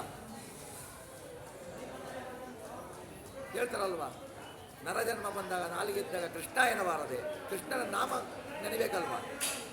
ಕೃಷ್ಣ ಬೇರೆ ಅಲ್ಲ, ಪರಮಾತ್ಮ ಬೇರೆ ಅಲ್ಲ, ನಾರಾಯಣ ಬೇರೆ ಅಲ್ಲ, ವೆಂಕಟೇಶ ಬೇರೆ ಅಲ್ಲ, ನೆನಬೇಕಲ್ವ. ನೆನಬೇಕು. ತನಗೆ ಏನು ಸಿಕ್ತೋ ಎಲ್ಲವನ್ನೂ ಭಗವಂತ ನೀನು ಕೊಟ್ಟಿದ್ದು ನಿನಗೆ ಕೃಷ್ಣಾರ್ಪಣ ಅಂತ ಹೇಳಿ ನೀವು ತಗೊಳ್ಳಿ. ಅವನಿಗೆ ಅರ್ಪಣ ಮಾಡದೆ ತಗೊಂಡ್ರೆ ನಾವು ಕಳ್ಳರು, ಮಹಾ ಕಳ್ಳರು ನಾವು. ಯಾಕೆಂದ್ರೆ ಇರೋದೆಲ್ಲ ಭಗವಂತಂದೆ, ಅವಂದೇನೆ, ನಮ್ದೇನು ಇಲ್ಲ. ಹಾಗಂದ್ಬಿಟ್ಟು ನಾವು ಶಾರದಲ್ಲಿ ಏನು ಹೇಳಿದೆ ಅದು ವಿರುದ್ಧವಾಗಿರೋ ತಂದ್ಬಿಟ್ಟು ಕೃಷ್ಣ ನಿನಗೆ ಅರ್ಪಣೆ ಅಂತ ಅನ್ಬಾರ್ದು. ಶಾರದಲ್ಲಿ ವಿಹಿತವಾದ ಪದಾರ್ಥಗಳು. ಆಮೇಲೆ ನೀವೇನು ಹೊಸ ಬಟ್ಟೆ ಉಡ್ತೀರಾ, ಹೊಸ ಬಟ್ಟೆ ಉಡಬೇಕಾದ್ರೆ ಕೃಷ್ಣ ಪರಮಾತ್ಮ, ಭಾರತೀಯರ ಮುಖ್ಯ ಪ್ರಾಣ ಕೃಷ್ಣ ಪರಮಾತ್ಮ, ನೀನು ನನಗೆ ಇದನ್ನು ಕೊಡಿಸ್ತಾ ಇದ್ದೀಯಾ, ಇದನ್ನು ನಿನಗೆ ಅರ್ಪಣೆ ಮಾಡ್ತೀನಿ ಅಂತೇಳಿ ನೀವು ಉಟ್ಕೊಳ್ಳಿ. ಇಲ್ಲ ಅಂದರೆ ಏನಾಗತ್ತೆ, ಕಳ್ಳತನ ಆಗತ್ತೆ. ನಾವು ಕಳ್ಳರು, ಯಾರು ಕಳ್ಳರು, ನಮ್ಮಂತ ಕಳ್ಳರು ದರೋಡೆಕೋರು ಯಾರು ಇಲ್ಲೇ ಇಲ್ಲ, ಹುಡುಕಿದ್ರೆ ಸಿಗಲ್ಲ. ಹೀಗೆ ಮಾಡಬೇಕು ಅಂತ ಹೇಳ್ತಾನೆ ಭಗವಂತ. ಆಮೇಲೆ ಆತ್ಮನಿವೇದನ, ನಾವು ಏನು ಮಾಡ್ತೀವೋ ಅದನ್ನು ಭಗವಂತನಿಗೆ ಸಮರ್ಪಣೆ ಮಾಡಿ. ನನ್ನನ್ನೇ ನೀನು ಕೊಡೋದಲ್ಲ, ಅವನೇ ಕೊಟ್ಟಿರೋದು ಈ ಶರೀರನ, ನೀನು ಕೊಟ್ಟಿದ್ದು ನಿನಗೆ ಅರ್ಪಣೆ ಮಾಡ್ತಿದ್ದೀನಪ್ಪ ಅಂತ ಹೇಳಿ. ಆತ್ಮನಿವೇದನೆ ಅಂದರೆ ಇದೊಂದು ಅರ್ಥ. ಸಾಮಾನ್ಯ ಶಾಸ್ತ್ರದಲ್ಲಿ ತಿಳ್ಕೊಂಡ್ರೆ ಆತ್ಮನಿವೇದನ ಅಂತಂದರೆ ಭಾಗವತ ಸಪ್ತಮ ಸ್ಕಂದದಲ್ಲಿ ಪ್ರಹ್ಲಾದರಾಜರು ಹೇಳ್ತಾರೆ. ಇದೇ ರಾಘವೇಂದ್ರ ಸ್ವಾಮಿಗಳ ಪರಮಾವತಾರದವರು ಪ್ರಹ್ಲಾದರಾಜರು ಹೇಳ್ತಾರೆ, ಆತ್ಮನಿವೇದನೆ ಅಂದರೆ ಭಗವಂತ ಇಲ್ಲೇ ನಮ್ಮ ನಿಯಾಮಕ ಅಲ್ಲ, ಮೋಕ್ಷದಲ್ಲಿ ಹೋದರೂ ಕೂಡ ಬ್ರಹ್ಮ ರುದ್ರಾದಿಗಳ ನಿಯಾಮಕನಾಗಿ ಕೃಷ್ಣ ಪರಮಾತ್ಮ ಇದ್ದಾನೆ. ಅವರು ಹೇಳ್ದಂಗೆ ಅವರು ಕೇಳಬೇಕು. ಕೇಳ್ತಾರೆ, ಅವರು ಪರಮಭಕ್ತರು ಕೇಳ್ತಾರೆ. ಮುಕ್ತಿಯಲ್ಲೂ ಕೂಡ ಅವನು ನಿಯಾಮಕ ಅನ್ನುವುದೇ ಆತ್ಮನಿವೇದನೆ ಅಂತ ಪ್ರಹ್ಲಾದರಾಜರು ಹೇಳ್ತಾರೆ. ಆ ಥರ ನಾವು ಆತ್ಮಸಮರ್ಪಣೆ ಮಾಡಬೇಕು. ಆಮೇಲೆ ಯಾವಾಗಲೂ ಭಗವಂತನ ಕೃಷ್ಣಾವತಾರ ರಾಮಾವತಾರ ಲೀಲೆಗಳನ್ನು ಹೇಳ್ತಾ ಇರಬೇಕು. ಕೃಷ್ಣ ಲೀಲೆ ಅಂದರೆ ನಮ್ಮ ಟಿ ವಿ ಸೀರಿಯಲ್ನಲ್ಲಿ ನೋಡಿಬಿಟ್ಟು ಕೃಷ್ಣನ ಲೀಲೆ ರಾಮನ ಲೀಲೆ ನೋಡಿಬಿಟ್ರೆ ಅದರಿಂದ ಅನರ್ಥ ಬೇರೆ ಎಲ್ಲೇ ಇಲ್ಲ. ಕರೆಕ್ಟಾಗಿ ಸರಿಯಾಗಿ ತಿಳಿದುಕೊಳ್ಬೇಕು. ಮಿಥ್ಯೋಪಾಸನೆ ಮಾಡಬಾರ್ದು, ಅದರಿಂದ ನರಕ ಬರುತ್ತೆ. ರಾಮನ ಉಪಾಸನೆ, ರಾಮನ ಅವತಾರದ ಲೀಲೆಗಳು, ಕೃಷ್ಣನ ಅವತಾರದ ರಾಮಾಯಣ, ಭಾಗವತ, ಕೃಷ್ಣನ ಅವತಾರದ ಲೀಲೆಗಳು, ಕಪಿಲ ಯಾವ್ಯಾವುದು ಅವತಾರಗಳ ಲೀಲೆ ನಮಗಿದೆ, ನರಸಿಂಹ ಅವತಾರದ ಲೀಲೆಗಳು ಎಲ್ಲವನ್ನೂ ಬಣ್ಣಿಸಿ, ನರಸಿಂಹ ಇಲ್ಲ ಕೇಶವಾಯ ನಮ ನಾರಾಯಣಮ್ಮ ಇದೆಯಲ್ಲ, ದ್ವಾದಶ ನಾಮ ಇದೆಯಲ್ಲ, ಕೇಶವ ನಾರಾಯಣ ಮಾಧವ ಅಂತ, ಆ ದ್ವಾದಶ ನಾಮನ ಪಡಿಸ್ತಾ ಇರಿ. ಯಾರು ಅವನ ಉತ್ಸವಗಳನ್ನು ಕಂಡು ಭಗವಂತನಲ್ಲಿ ಎಲ್ಲಿ ಉಡುಪಿನಲ್ಲಿ ರಥೋತ್ಸವ ನಡೀತಾ ಇರುತ್ತೆ, ತಿರುಪತಿಯಲ್ಲಿ ಬ್ರಹ್ಮೋತ್ಸವ ರಥೋತ್ಸವ ನಡೀತಾ ಇರುತ್ತೆ, ಬೇರೆ ಕಡೆ ರಥೋತ್ಸವ ನಡೀತಾ ಇರುತ್ತೆ, ಆ ರಥೋತ್ಸವಗಳನ್ನು ನೋಡಿ ಸಂತೋಷ ಪಡೆದು ಭಗವಂತನ ಹಾಡುಗಳಿಗೆ ಮೈ ಮರೆತು ನೃತ್ಯ ಮಾಡಿ, ಲಜ್ಜೆ ಬಿಟ್ಟು ಕೂಣೀರೆಂಬೋ ಕಾಗದ ಬಂದಿದೆ, ಹೆಜ್ಜೆ ಹೆಜ್ಜೆಗೆ ಹರಿಯನ್ನಿರೆಂಬೋ ಕಾಗದ ಬಂದಿದೆ, ಕಮಲಾನಾಭನು ತಾನೇ ಬರೆದ ಕಾಗದ ಬಂದಿದೆ ನಮ್ಮ ಕಮಲಾನಾಭನದು ಅಂತ ಪುರಂದರದಾಸರು ಹೇಳ್ತಾರೆ. ಹೆಜ್ಜೆ ಹೆಜ್ಜೆಗೆ ಹರಿಹರಿ ಎಂದು ಕುಣಿರಿ, ಅವರು ನೋಡ್ತಾರೆ ಇವ್ರು ನೋಡ್ತಾರೆ ಅಂತಿಲ್ಲ, ಕುಣಿರಿ.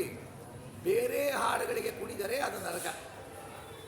ಭಗವಂತನ ಬಗ್ಗೆ ಹೇಳಿ ಮಹಿಮೆಯನ್ನು ಹೇಳಿ ಕುಣಿರಿ, ಭಗವಂತನ ಚಿಂತನೆ ಮಾಡಿ. ಗೀತ ನೃತ್ಯ ಒಬ್ಬೊಬ್ಬರಿಗೊಂದು ಕಲೆ ಇರುತ್ತೆ. ಗೀತ ನೀವೇನು ಸಂಗೀತ ಹೇಳ್ತೀರಾ, ನೃತ್ಯ ಮಾಡ್ತೀರಾ, ನಾಟ್ಯ ಮಾಡ್ತೀರಾ, ಅದರಲ್ಲಿ ಭಗವಂತನ ನೆನಪು ಇರಬೇಕು. ಏನು ಮಾಡ್ತೀರೋ ಆ ಕಾರ್ಯದಲ್ಲಿ ಭಗವಂತನ ನೆನಪು ಇರಬೇಕು. ಪ್ರತಿ ದಿವಸ ನೀವು ಏನು ಮಾಡ್ತೀರೋ ಆ ಕರ್ಮಗಳಲ್ಲಿ ಭಗವಂತನ ನೆನಪಿದ್ದರೆ ಕರ್ಮ ಕೊನೆಗೆ ಅವನಿಗೆ ಕೃಷ್ಣಾರ್ಪಣ ಅಂತೇಳಿ ಸಮರ್ಪಣೆ ಮಾಡಿದರೆ ಆ ಕರ್ಮ ಸಮಾಪ್ತಿಯಾಗುತ್ತೆ. ಅದನ್ನು ಮಾಡಬೇಕು. ಯಾತ್ರೆ ಕರ್ಕೊಳ್ಳೋದು, ಯಾತ್ರೆಗೆ ಹೋಗ್ತೀವಿ, ಯಾತ್ರೆಗೆ ಹೋಗೋದಂತೂ ಈಗ ಒಂಥರ ಪಿಕ್ನಿಕ್ ಆಗಿಬಿಟ್ಟಿದೆ. ಯಾತ್ರೆ ಏನಾಗಿದೆ, ತೀರ್ಥಯಾತ್ರೆ ಆಗಿಲ್ಲ, ಅದು ತಿಂಡಿ ಯಾತ್ರೆ ಆಗೋಗಿಲ್ಲ. ತಿಂಡಿ ಕಟ್ಕೊಂಬರೋದೇನೆ, ಅವಲಕ್ಕಿ ಕಟ್ಕೊಂಬರೋದು, ಉಂಡೆ ಕಟ್ಕೊಂಬರೋದು, ತಿಂಡಿ ತಿಂತಾನೆ ಇರೋದು. ಭಗವಂತನ ಬಗ್ಗೆ ಯಾತ್ರೆ ಮಾಡಿದಾಗ ಆ ಯಾತ್ರಾ ಸ್ಥಳಗಳ ಮಹಿಮೆ ತಿಳ್ಕೊಳ್ಳಿ. ವಾದಿರಾಜರು ತೀರ್ಥ ಪ್ರಬಂಧ ಅಂತ ಬರೆದಿದ್ದಾರೆ, ಅನೇಕ ಗತಿಗಳು ಬರೆದಿದ್ದಾರೆ. ಅಲ್ಲಿ ಏನು ಮಹತ್ವ, ಅಲ್ಲಿ ಆ ಕ್ಷೇತ್ರದ ಏನು ಮಹಿಮೆಯನ್ನು ತಿಳ್ಕೊಳ್ಳಿ. ಆ ಕ್ಷೇತ್ರದಲ್ಲಿ ನದಿಯಲ್ಲಿ ಸ್ನಾನ ಮಾಡಬೇಕಾದ್ರೆ ಆ ನದಿ ವಿಮಾನಿ ದೇವತೆಗಳು ಅವುಗಳ ನೆನಪು ಮಾಡಿ ಮುಳುಗಿರಿ. ತೀರ್ಥಯಾತ್ರೆಗಳನ್ನು ಮಾಡಬೇಕಾದ್ರೆ ಭಗವಂತ ನೀನು ಮಾಡಿಸ್ತಾ ಇದ್ದೀಯಪ್ಪ ಅಂತ ಮಾಡಬೇಕು. ಅವನು ಮಾಡಿಸ್ಲಿಲ್ಲ ಅಂದ್ರೆ ನಮ್ಗೆ ಹೋಗ್ಲಿಕ್ಕಾಗಲ್ಲ. ಕಾಣಿಕೆ ಭಗವಂತನಿಗೆ ಅರ್ಪಿಸ್ತಿದ್ದೀರಾ, ನೀನು ಕೊಟ್ಟ ಕಾಣಿಕೆ ನಿನಗೆ ಅರ್ಪಣೆ ಮಾಡ್ತಾ ಇದ್ದೇನಪ್ಪ, ನೀನು ಕೊಟ್ಟಿದ್ದು ನಿನಗೆ ಅರ್ಪಣೆ ಮಾಡ್ತಿದ್ದೇನೆ, ಕಾಣಿಕೆ ಅಂತ ಕೊಡಬೇಕು. ಅವನ ಪ್ರೀತಿಗಾಗಿ ವ್ರತವನ್ನು ಮಾಡಬೇಕು. ಏಕಾದಶಿ ವ್ರತ ಇದೆ, 15 ದಿವಸಕ್ಕೊಮ್ಮೆ ಉಪವಾಸ ಮಾಡಬೇಕು. ಅದು ಯಾವ ಜಾತಿಗೂ ಸಂಬಂಧ ಇಲ್ಲ, ಎಲ್ಲರೂ ಮಾಡಬೇಕಾದ್ದು ಅಂತೇಳಿ ಶಾಸ್ತ್ರದಲ್ಲಿ ಇದೆ. ಅದು ಏನಾಗ್ಬಿಟ್ಟಿದ್ದಾರೆ, ಬ್ರಾಹ್ಮಣರಲ್ಲಿ ಬಂದಿದೆ. ಬ್ರಾಹ್ಮಣರು ಏನು ಮಾಡಿದ್ದಾರೆ, ಅವರೂ ಮಾಡಲ್ಲ. ಈಗ ಅವರು ಸನ್ಯಾಸಿಗಳಿಗೆ ಬಿಟ್ಬಿಟ್ಟಾರೆ ಭಾಳ ಜನ. ಹಾಗಾಗಿ ಏಕಾದಶಿ ವ್ರತ ಮಾಡಿ, ನನ್ನ ವ್ರತ ಅಂತಾನೆ ಕೃಷ್ಣ, ಏಕಾದಶಿ ವ್ರತ ಮಾಡಿ ಒಂದು ದಿವಸ ಉಪವಾಸ ಇರಿ, 15 ದಿವಸಕ್ಕೊಮ್ಮೆ ಉಪವಾಸ ಇದ್ದುಬಿಟ್ಟು ನಾವು ಏನು ಆ್ಯಕ್ಟಿವಿಟಿ ಅಂತಿಲ್ಲ, ಉಪವಾಸ ಇದ್ದುಬಿಟ್ಟು ಸದಾ ಹರಿಯ ಧ್ಯಾನವನ್ನು ಮಾಡಿ. ಹರಿದಿನ ಅಂದರೆ ಹರಿಯ ಧ್ಯಾನವನ್ನು ಮಾಡಿ, ಹಾಳ ಹರಟೆ ಅಲ್ಲ, ಹರಿಯ ಧ್ಯಾನವನ್ನು ಮಾಡಿ. ಒಂದು ದಿವಸ ಉಪವಾಸ ಮಾಡಿದರೆ 15 ದಿವಸಕ್ಕೊಮ್ಮೆ ಉಪವಾಸ ಮಾಡಿದರೆ ನಮ್ಮ ಪಾಪ ಕಳೆಯತ್ತೆ. ಅಂದರೆ ಈಗ ವಾರಕ್ಕೊಮ್ಮೆ ಹೋಗಿ ಎಲ್ಲ ಕಡೆ ಒಪ್ಪಿಸ್ಬಿಟ್ಟು ಮತ್ತೆ ಅದೇ ಪಾಪಗಳನ್ನು ಮಾಡ್ತಾ ಇರ್ತಾರಲ್ಲ, ಆ ಥರ ಆಗಬಾರ್ದು. ಒಂದು ಸ್ಟೇವ್ ಪಾಪ ಮಾಡ್ತಾ ಇದ್ದೀವಿ ಅಂತ ಗೊತ್ತಾರೆ, ಆ ಪಾಪ ಮುಂದಿನ ಸರಿ ಮಾಡಬಾರ್ದು. ಹಾಗಿರಬೇಕು, ಸಮರ್ಪಣೆ ಮಾಡಬೇಕು. ಆಮೇಲೆ ನಿಮಗೆ ಯೋಗ್ಯತೆ ಇದೆಯಾ, ದೇವರು ದುಡ್ಡು ಕೊಟ್ಟಿದ್ದಾನ, ಏನು ಮಾಡಿ, ಪ್ರತಿಮೆಗಳ ಪ್ರತಿಷ್ಠಾಪನೆ ಮಾಡಿಸಿ, ಗುಡಿ ಮಂದಿರಗಳನ್ನು ನಿರ್ಮಿಸಿ, ಕೆರೆ ಬಾವಿಗಳನ್ನು ತೋಡಿಸಿ.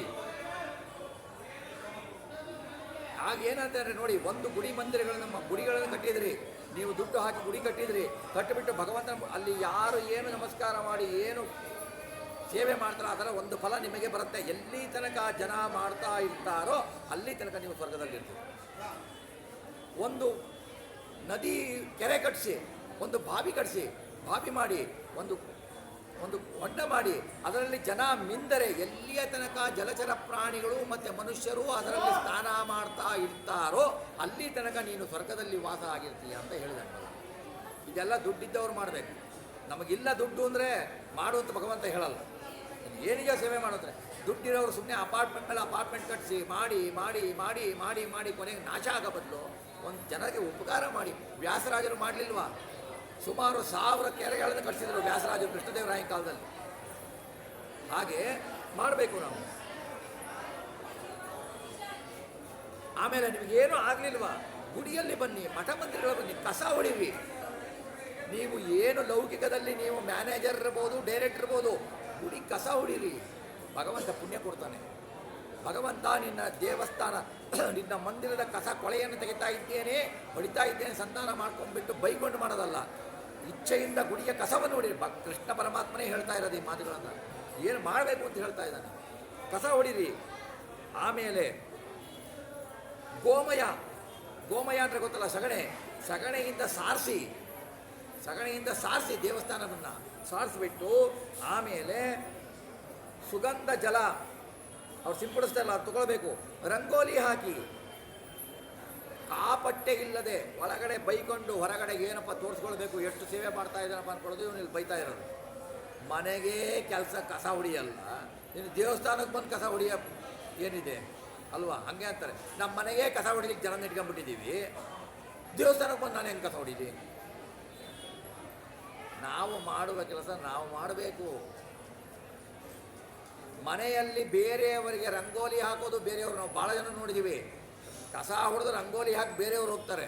ಅವ್ರಿಗೆ ಪುಣ್ಯ, ನಿಮಗೆ ಪುಣ್ಯ ಬರಲ್ಲ ರಂಗೋಲಿ ಹಾಕ್ತಿದ್ದು. ನೀವು ಹಾಕಬೇಕು ರಂಗೋಲಿನ. ರಾತ್ರಿ ರಂಗೋಲಿಗಳನ್ನು ಹಾಕಬಾರ್ದು, ಬೆಳಿಗ್ಗೆ ಹಾಕಬೇಕು, ಬೆಳಗಿನ ಜಾವ ಹಾಕಬೇಕು. ರಾತ್ರಿ ಹಾಕಿದರೆ ದೈತ್ಯರು ಬರ್ತಾರೆ ಮನೆಗೆ, ಬೆಳಿಗ್ಗೆ ಹಾಕಿದರೆ ದೇವತೆಗಳು ಬರ್ತಾರೆ. ಈಗ ಹೆಂಗಾಗಿದೆ, ಎಲ್ಲ ದೈತ್ಯರು ಬರ್ತಾರೆ. ಯಾಕೆಂದರೆ ಬೆಳಿಗ್ಗೆ ರಾತ್ರಿನೇ ಹಾಕಿಬಿಡ್ತಾರೆ, ಬೆಳಿಗ್ಗೆ 10 ಗಂಟೆಗೆ ಹೇಳೋದು, ಮುಗಿದೋಯ್ತು. ಕೃಷ್ಣಾಷ್ಟಮಿಯ ಶುಭಾಶಯಗಳು, ನವರಾತ್ರಿಯ ಶುಭಾಶಯಗಳು, ರಾತ್ರಿ ಹಾಕ್ಬಿಡು 11 ಗಂಟೆಗೆ. ಬರೋದೇ ಯಾರು ಬರ್ತಾರೆ? ನರಕಾಸುರನಂತವರೇ ಬರ್ತಾರೆ. ಬೆಳಿಗ್ಗೆ ಯಾವುದನ್ನು ಯಾವ ಕಾಲದಲ್ಲಿ ಹಾಕಬೇಕು ಆ ಕಾಲದಲ್ಲಿ ಹಾಕಬೇಕು. ಬೆಳಿಗ್ಗೆ ಎದ್ದು ಹಾಕಿ. ನೀವು ಸ್ನಾನ ಮಾಡಿ ಹಾಕಬೇಕು ಅಂತೇನಿಲ್ಲ, ಬೆಳಿಗ್ಗೆ ರಂಗೋಲಿ ಹಾಕಿ, ಬೆಳಗಿನ ಜಾವ ದೇವತೆಗಳು ಬರ್ತಾರೆ. ಇದೆಲ್ಲ ಪುರಂದರದಾಸರು ಮನೆಯಲ್ಲಿ ಇದ್ದಾಗ ಬೆಳಿಗ್ಗೆ ಹೇಳಬೇಕು ಅಂದರೆ ಬೆಳಿಗ್ಗೆ 3 ಗಂಟೆ 3:30 ಗಂಗಾ ಯಮುನಾ ಸರಸ್ವತಿ ನದಿಗಳ ಅಭಿಮಾನಿಗಳಿಂದ ಅವ್ರ ಮುಂದೆ ರಂಗೋಲಿ ಹಾಕೋರು. ಯಾಕೆಂದರೆ ಅವ್ರು ನಾರದರು, ಅವರು ಭಾಳ ತಾರತಮ್ಯದಲ್ಲಿ ಭಾಳ ಉತ್ತಮರು ಪುರಂದರದಾಸರು. ಅವರ ಮನೆಗೆ ಯಾಕೆ ಅಂತ ಕೇಳಿದರೆ, ಪುರಂದರದಾಸರಿಗೆ ಕೇಳಿದ್ರು ಒಂದು ಏನು ಯಾರು ರಂಗೋಲಿ ಹಾಕ್ತಾ ಇದ್ದಾರೆ ನನ್ನ ಮನೆ ಮುಂದೆ ಅಂತ ಅಂದಾಗ, ಅವರು ಫಾಲೋ ಮಾಡ್ಕೊಂಡು ಹೋದಾಗ ಅಲ್ಲಿ ಗೊತ್ತಾಯಿತು. ಯಾಕಮ್ಮ ಹಿಂಗೆ ಆಗ್ತೀರ? ಇಲ್ಲ, ನನ್ನ ಗಂಗೆ ಹೇಳ್ತಾಳೆ, ದಿವಸ ನನ್ನಲ್ಲಿ ಬಂದು ಸ್ನಾನ ಮಾಡಿ ಮಾಡಿ ಮಾಡಿ ನಾನು ಕಪ್ಪಿಟ್ಟೋಗಿದ್ದೀನಿ, ಜನ ಪಾಪ ಎಲ್ಲ ಕಳ್ಕೊಂಡ್ಬಿಡ್ತಾರೆ. ಈ ಪಾಪನ ಪರಿಹಾರ ಮಾಡ್ಕೋಬೇಕು ಅಂತ ನಿಮ್ಮ ಮನೆ ರಂಗೋಲಿ ಹಾಕ್ತೀನಿ, ರಂಗೋಲಿ ಹಾಕಿ ಮತ್ತೆ ನಾನು ಹೋಗ್ತೀನಿ, ಕಪ್ಪು ಹಾಕ್ತೀನಿ, ಮತ್ತೆ ಅವರೆಲ್ಲ ಬಂದು ತುಳಿಯು ನನ್ನ ಹಾಳು ಮಾಡ್ತಾರೆ, ಮತ್ತೆ ಬಂದು ನಾನು ನಿಮ್ಮ ಮನೆ ಮುಂದೆ ರಂಗೋಲಿ ಹಾಕ್ತೀನಿ ಅಂತ ಗಂಗಾದೇವಿನೇ ಬಂದು ಭಕ್ತರ ಮನೆ ಮುಂದೆ ರಂಗೋಲಿ ಹಾಕ್ಬೇಕಾದ್ರೆ, ನಾವು ನಮ್ಮ ಮನೆಯ ಮುಂದೆ ರಂಗೋಲಿ ಹಾಕಲಿಕ್ಕೆ ಬೇರೆಯವ್ರನ್ನ ಇಡ್ತೀವಿ ಅಂತಂದರೆ ಇಂಥ ದುರ್ಗತಿಗಳವ್ರು ಯಾರು ಹೀಗೆ ಬರ್ತಾರೆ? ಬರಬಾರ್ದು ಈ ಥರ. ಈ ಕೆಲವೊಂದು ವಿಷಯಗಳನ್ನು ನಾವು ಹೇಳಲೇಬೇಕಾಗತ್ತೆ. ಯಾಕೆಂದರೆ ಅದನ್ನು ನಾವು ಮಾಡಬಹುದು, ಅಳವಡಿಸಿಕೊಳ್ಬಹುದು, ಅದನ್ನು ಮಾಡಬಹುದು.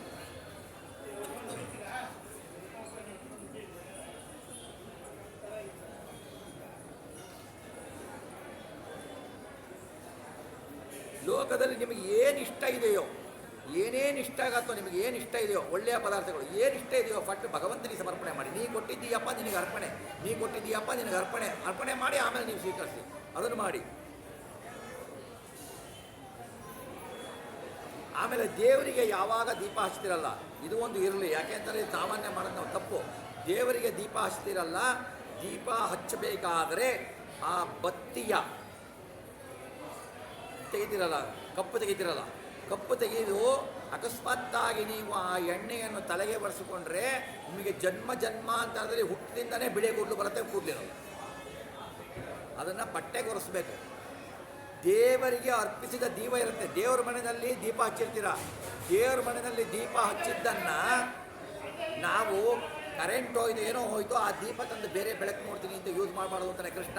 ನನಗೆ ಅರ್ಪಿಸಿದ ದೀಪ ನನ್ನ ಹತ್ರ ಇರಬೇಕು, ನನಗೆ ಅರ್ಪಿಸಿದ ದೀಪ ಬೇರೆ ಕಡೆ ತೊಗೊಂಡು ಹೋಗಬಾರ್ದು, ನನ್ನ ಹತ್ರನೇ ಇರಬೇಕು. ನನಗೆ ಅರ್ಪಿಸಿದ ಯಾವುದೇ ವಸ್ತ್ರ ಆಗಲಿ ದೀಪ ಆಗಲಿ ಯಾವುದನ್ನು ನೀನು ಬೇರೆದಕ್ಕೆ ಯೂಸ್ ಮಾಡೋಕ್ಕಾಗಲ್ಲ ಅಂತ ಹೇಳ್ತಾನೆ ಭಗವಂತ.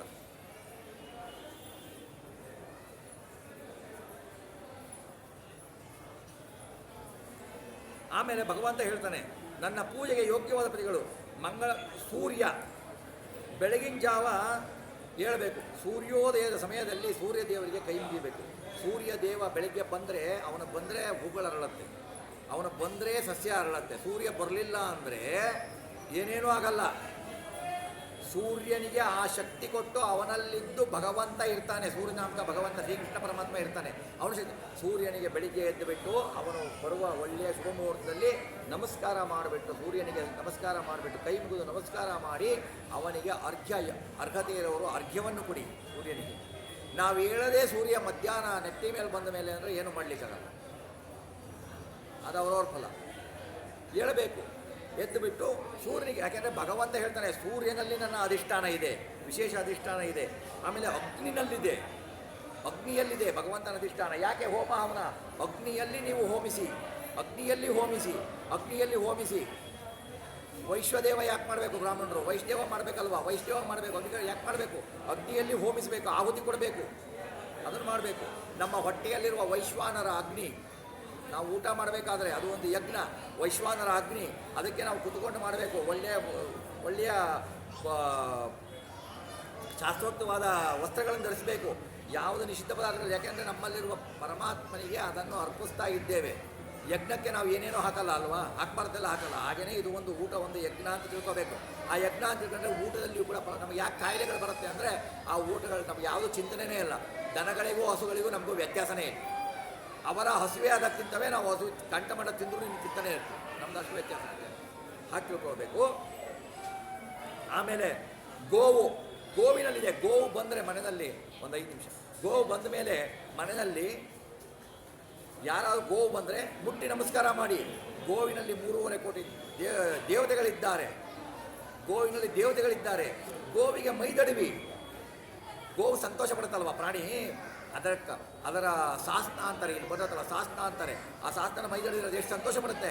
ಅದರೊಳಗಿರೋ ಪರಮಾತ್ಮ ಪುಣ್ಯ ಕೊಡ್ತಾನೆ. ಅದು ಬಿಟ್ಬಿಟ್ಟು ನಾಯಿನ ಸಾಕಿ ತೊಡೆ ಮೇಲೆ ಇಟ್ಕೊಂಡು, ನಾಯಿಗೆ ಮುತ್ತು ಕೊಟ್ಕೊಂಡು, ನಾಯಿಗೆ ಆಹಾರ ಹಾಕ್ಕೊಂಡು ಮಾಡಿದರೆ ಭಗವಂತ ಫಲ ಕೊಡಲ್ಲ. ಯಾವುದನ್ನ ಎಲ್ಲಿಟ್ಟಿರ್ಬೇಕೋ ಅಲ್ಲೇ ಇಡಬೇಕು. ಗೋವುಗಳಿಗೆ ನಮಸ್ಕಾರ ಮಾಡಿ ಎದ್ದು ಕಂಡ್ರೆ ಅನಂತ ಫಲ ಬರುತ್ತೆ. ಭಗವಂತ ಗೋವಿನಲ್ಲಿ ವಿಶೇಷವಾಗಿ ಭಗವಂತ ಇದ್ದಾನೆ. ಗೋವಂದ್ರೆ ಬರೀ ಹಸು ಅಂತಲ್ಲ, ಗೋವು ಅಂದ್ರೆ ವೇದ. ಗೋವು ಅಂದ್ರೆ ವೇದ, ಗೋವಂದ್ರೆ ಇಂದ್ರಿಯ ಅಂತ ಬರುತ್ತೆ. ಎಲ್ಲ ಅರ್ಥಗಳಿದ್ದಾವೆ. ಮನೆಯಲ್ಲಿ ಕಂಡು ಕಾಣುವ ಗೋವನ್ನು ಪೂಜೆ ಮಾಡಿ, ನಮಸ್ಕಾರ ಮಾಡಿ. ಗೋವಿಗೆ ಒಂದು ಬಾಳೆಹಣ್ಣಿಡಿ, ಗೋವಿಗೆ ಅದು ಏನು ತಿನ್ನತ್ತೋ ಅದನ್ನ ಇಡಿ, ಕೊಡಬೇಕಾದ್ರೆ ಭಗವಂತ ನೀನು ಕೊಡ್ತಾ ಇದ್ದೀನಪ್ಪ ಅಂತ ಕೊಡಿ, ಕೊಟ್ಟು ಅದು ತಂತ್ರ ಮಾಡಿಕೊಡಿ. ಅವೆಲ್ಲ ಬಹಳ. ಆಮೇಲೆ ವಿಷ್ಣು ಭಕ್ತರು ಪ್ರಾಣವಾಯು, ಜಲ, ನೀರು, ಪೃಥ್ವಿ, ಭೂಮಿಗೆ ನಮಸ್ಕಾರ ಮಾಡಿ. ಏನಿದೆ ನಮ್ಮಲ್ಲಿ ಭೂಮಿನಲ್ಲಿ ಇದೆ ಅಲ್ವಾ? ನಾವು ಬೆಳಿಗ್ಗೆ ತಕ್ಕ ಶ್ಲೋಕ ಹೇಳ್ತೀವಿ. ಭೂಮಿ ಮೇಲೆ ನಾವು ಮಾಡಬಾರ್ದು ಮಾಡ್ತೀವಿ, ಉಗುಳ್ತೀವಿ, ಮಲಮೂತ್ರ ಮಾಡ್ತೀವಿ, ಎಲ್ಲ ಮಾಡ್ತೀವಿ. ಭೂಮಿದೇವಿಗೆ ಕ್ಷಮೆ ಕೇಳಬೇಕು. ಬೆಳಿಗ್ಗೆ ನಾನು ಮಾಡ್ತಾ ಇದ್ದೀನಮ್ಮ, ನನಗೆ ದಯವಿಟ್ಟು ಇದನ್ನು ಕ್ಷಮಿಸು ಅಂತ ಕೇಳಬೇಕು. ಭೂಮಿ ಕ್ಷಮಿಸ್ತಾಳೆ, ಕ್ಷಮಾಶೀಲವಳು. ಭೂಮಿ ಕ್ಷಮಿಸ್ತಾಳೆ. ನಾವು ಮಾಡೋದೆಲ್ಲ ಭೂಮಿ ಮೇಲೆ ಅನಾಚಾರನೇ. ಭೂದೇವಿ ಇದ್ದಾಳೆ ಅನ್ನೋ ಜ್ಞಾನನೇ ಇಲ್ಲ ನಮಗೆ. ನಮ್ಮ ಮನೆಯಲ್ಲಿ ರೂಮ್ಗಿಂತ ದೊಡ್ಡ ಟಾಯ್ಲೆಟ್ಗಳೇ ಇರ್ತವೆ. ದೇವ್ರ ಮನೆಯೇ ಇರಲ್ಲ. ದೇವ್ರ ಮನೆ ಎಲ್ಲೋ ಒಂದು ಮೂಲೆಯಲ್ಲಿ ಇರುತ್ತೆ. Toilet 10x10 ಕಟ್ಸಿರ್ತಾರೆ. ದೇವ್ರ ಮನೆ 1x1 ಕಟ್ಟಿಸಿ ಅಲ್ಲಿ ಒಂದು ಫೋಟೋ ಇಟ್ಬಿಟ್ಟಿರ್ತಾರೆ. ಹೀಗಿರುತ್ತದು ಪರಿಸ್ಥಿತಿ. ಹಾಗೆ ಮಾಡಬಾರ್ದು. ಆಮೇಲೆ ಶರೀರ, ಎಲ್ಲ ಪ್ರಾಣಿಗಳು ಅವನ ಪೂಜೆಗೆ ಯೋಗ್ಯರು. ಎಲ್ಲ ಪ್ರಾಣಿಗಳು ಅಂದರೆ ಯಾವುದೋ ಅದು ದೋಷರಹಿತ. ಹಂದಿ, ನಾಯಿ ಎಲ್ಲ ಪ್ರಾಣಿಗಳಿಗೆ ನಾವು ಪೂಜೆ ಮಾಡಲಿಕ್ಕೆ ಹೋದರೆ ಅದರಲ್ಲಿರೋ ದೋಷನೇ ಕಾಣುತ್ತೆ. ಹಾಗಾಗಿ ಅದನ್ನು ನಾವು ಮಾಡಲಿಕ್ಕಾಗಲ್ಲ. ಅದನ್ನು ಮಾಡೋವಂಥವ್ರು ಮಧ್ವಾಚಾರ್ಯರಂಥವ್ರು. ಸಕಲ ಪ್ರಾಣಿಗಳಲ್ಲಿ ಕಾಣೋರು. ಯಾಕೆಂದರೆ ಮುಖ್ಯ ಜೀವ ನಿಯಾಮಕರು ಅವರು ಮಾಡ್ತಾರೆ. ಅವರಿಗೆ ಯೋಗ್ಯತೆ ಇದೆ ಅದು. ವಿಷ್ಣು ಭಕ್ತನಿಗೆ, ಯಾರು ಪರಮಾತ್ಮನ ಭಕ್ತರಿದ್ದಾರೋ ಮನೆ ಹತ್ರ ಬಂದರೂ ಕರೆದು ಉಪಚಾರ ಮಾಡಿ. ಯಾರೋ ಕಾವ್ಯ ಹಾಕೊಂಡ್ಬಿಟ್ರು, ಡಾಂಬಿಗರು ಬಂದುಬಿಟ್ರು, ಯಾರೋ ಕೇಳ್ಬಿಟ್ಟು ಗುರುಗಳು ಅನ್ನೋದು ಸಿಕ್ಕಿದವರೆಲ್ಲ ಗುರುಗಳೇ. ಈಗ ಹೇಳ್ತಾರೆ ನನಗೆಲ್ಲ ನಿಮ್ಗೆಲ್ಲ ಕೈ ಹಿಂದಿಂದು ಮುಂದಿಂದು ಮುಂದೆ ಬರೋದು ಎಲ್ಲನೂ ನಿಮಗೆ ಕಳೆದು ಬಿಡ್ತೀನಿ ಅಂದರೆ ಅವನದೇ ಅವ್ರು ಕಳ್ಕೊಂಡಿರಲ್ಲ. ಅಲ್ಲಿ ಅವನಿಗೆ ಬರೋ ತೊಂದರೆನೇ ಅವನಿಗೆ ಕಳೆದಿಕ್ಕೆ ಶಕ್ತಿ ಇಲ್ಲ. ಇನ್ನು ಎಲ್ಲರಿಗೂ ತೊಂದರೆ ಕಳೆಯಂಗಿದ್ರೆ ಅವನೇ ಯಾಕೆ ಬಂದು ಅಲ್ಲಿ ಕೊಡ್ತಾ ಇದ್ದ ಪ್ರೋಗ್ರಾಮ್ ಅಲ್ವಾ? ಇದನ್ನು ನಾವು ನಂಬ್ತೀವಿ. ದೇವರು ಹೇಳ್ತಾನೆ, ಕೃಷ್ಣ ಪರಮಾತ್ಮ ಹೇಳ್ತಾನೆ, ವಿಷ್ಣು ಅಂತ. ಆಮೇಲೆ ಅವನು ಒಂದು ಹೇಳ್ತಾನೆ ನೋಡಿ, ನಾವು ಹೇಳ್ತೀವಿ ಭಾರತೀಯ ನಮ್ಮ ಮುಖ್ಯ ಪ್ರಾಣ ಅಂತ ಲಕ್ಷ್ಮೀನಾರಾಯಣ ಅಂತ ಹೇಳ್ತೀವಿ. ಮುಖ್ಯ ಪ್ರಾಣ ಯಾರು? ವಾಯುದೇವರು. ಹನುಮ, ಭೀಮ, ಮಧ್ವ ವಾಯು ಮುಖ್ಯ ಪ್ರಾಣದೇವರು. ಭಾರತೀಯ ಅಂದರೆ ವಾಯುದೇವರ ಹತ್ರ ಹೋದರೆ ದೇವರ ಮೇಲೆ ಪ್ರೀತಿ ಮಾಡ್ತಾ ಇದ್ದೀಯಾ, ನನ್ನ ಹತ್ರ ಬಾ ಅಂತ ವಾಯುದೇವರು ಕರೀತಾರೆ. ದೇವ್ರ ಹತ್ರ ಹೋಗಿ ಮುಖ್ಯ ಪ್ರಾಣದೇವರನ್ನ ಪ್ರೀತಿ ಮಾಡ್ತಾ ಇದ್ದೀಯಾ, ಹಾಗಾದರೆ ನಾನು ಒಲಿತೀನಿ, ಇದು ಒಲಿಯಲ್ಲ ಹೋಗು ಅಂತಂತಾನೆ. ಅದಕ್ಕೆ ಅನ್ನೋದು ಭಾರತೀಯ ರಮಣ ಮುಖ್ಯ ಪ್ರಾಣಾಂತರ್ಗತ ಲಕ್ಷ್ಮೀನಾರಾಯಣ ಪ್ರಿಯತ ಪ್ರೀತೋ ಬೋಧ ಕೃಷ್ಣಾರ್ಪಣ ಮಸ್ತು ಅಂತ ಯಾಕಂತೀವಿ ಅಂತಂದರೆ, ಹರಿಗೆ ವಾಯು ಹೇಗೇನೋ ವಾಯುಗೂ ಹರಿ ಹೇಗೆ ಅಂದರೆ ಹರಿ ಸರ್ವ ಸ್ವತಂತ್ರ, ವಾಯುವಿನ ಪರಮಭಕ್ತ. ನಮ್ಮ ಹೃದಯಾಕಾಶದಲ್ಲಿ ಮುಖ್ಯ ಪ್ರಾಣದೇವರು ಚತುರ್ಮುಖ ಬ್ರಹ್ಮ ಇಬ್ಬರು ಇರ್ತಾರೆ, ಅವರ ಜೊತೆಗೇನೆ ಭಗವಂತ ಬರೋದು. ವಾಯುದೇವರು ಹೋದರು ಅಂದರೆ ವಾಯುದೇವರನ್ನ ಸಮೇತ ಭಗವಂತ ಕರ್ಕೊಂಡು ಹೋಗ್ಬಿಡ್ತಾನೆ, ಆಮೇಲೆ ಯಾರೂ ಇರಲಿಕ್ಕಾಗಲ್ಲ ಅಲ್ಲಿ. ಹಾಗಾಗಿ ಮುಖ್ಯ ಪ್ರಾಣದೇವರನ್ನು ಒಪ್ಪು, ಮುಖ್ಯ ಪ್ರಾಣದೇವರನ್ನು ಸೇವಿಸಿಯೇ ನೀನು ಅವನ ಮುಖಾಂತರನೇ ನನ್ನಲ್ಲಿ ಬರಬೇಕು ಹೊರತು. ಯಾಕೆಂದರೆ ಬ್ರಹ್ಮಾಂಡದಲ್ಲಿರುವ ಸರ್ವಚೇತನರು ಇಂದ್ರ ರುದ್ರ ವಾಯು, ಇಂದ್ರ ರುದ್ರ, ಆಮೇಲೆ ವಾಯುಗಳಿದ್ದಾರಲ್ಲ, ನಾಸಿಕ್ಯ ವಾಯು, ಇಂಥವರು ಏಕಾಶ ವಸಗಳು, ಎಲ್ಲ ದೇವತೆಗಳು ಕೂಡ ಅಧೀನರು. ಯಾರು? ವಾಯುದೇವರ ಅಧೀನರು, ಜೀವೋತ್ತಮರು ಅವರು ಅಂತ. ಜೀವರಲ್ಲಿ ಉತ್ತಮರವರು, ಅವರಿಗೆ ಅವರ ಸಹಿತವಾಗಿ ನನಗೆ ಪೂಜೆ ಮಾಡು ಅಂತ ಹೇಳ್ತಾನೆ ಭಗವಂತ.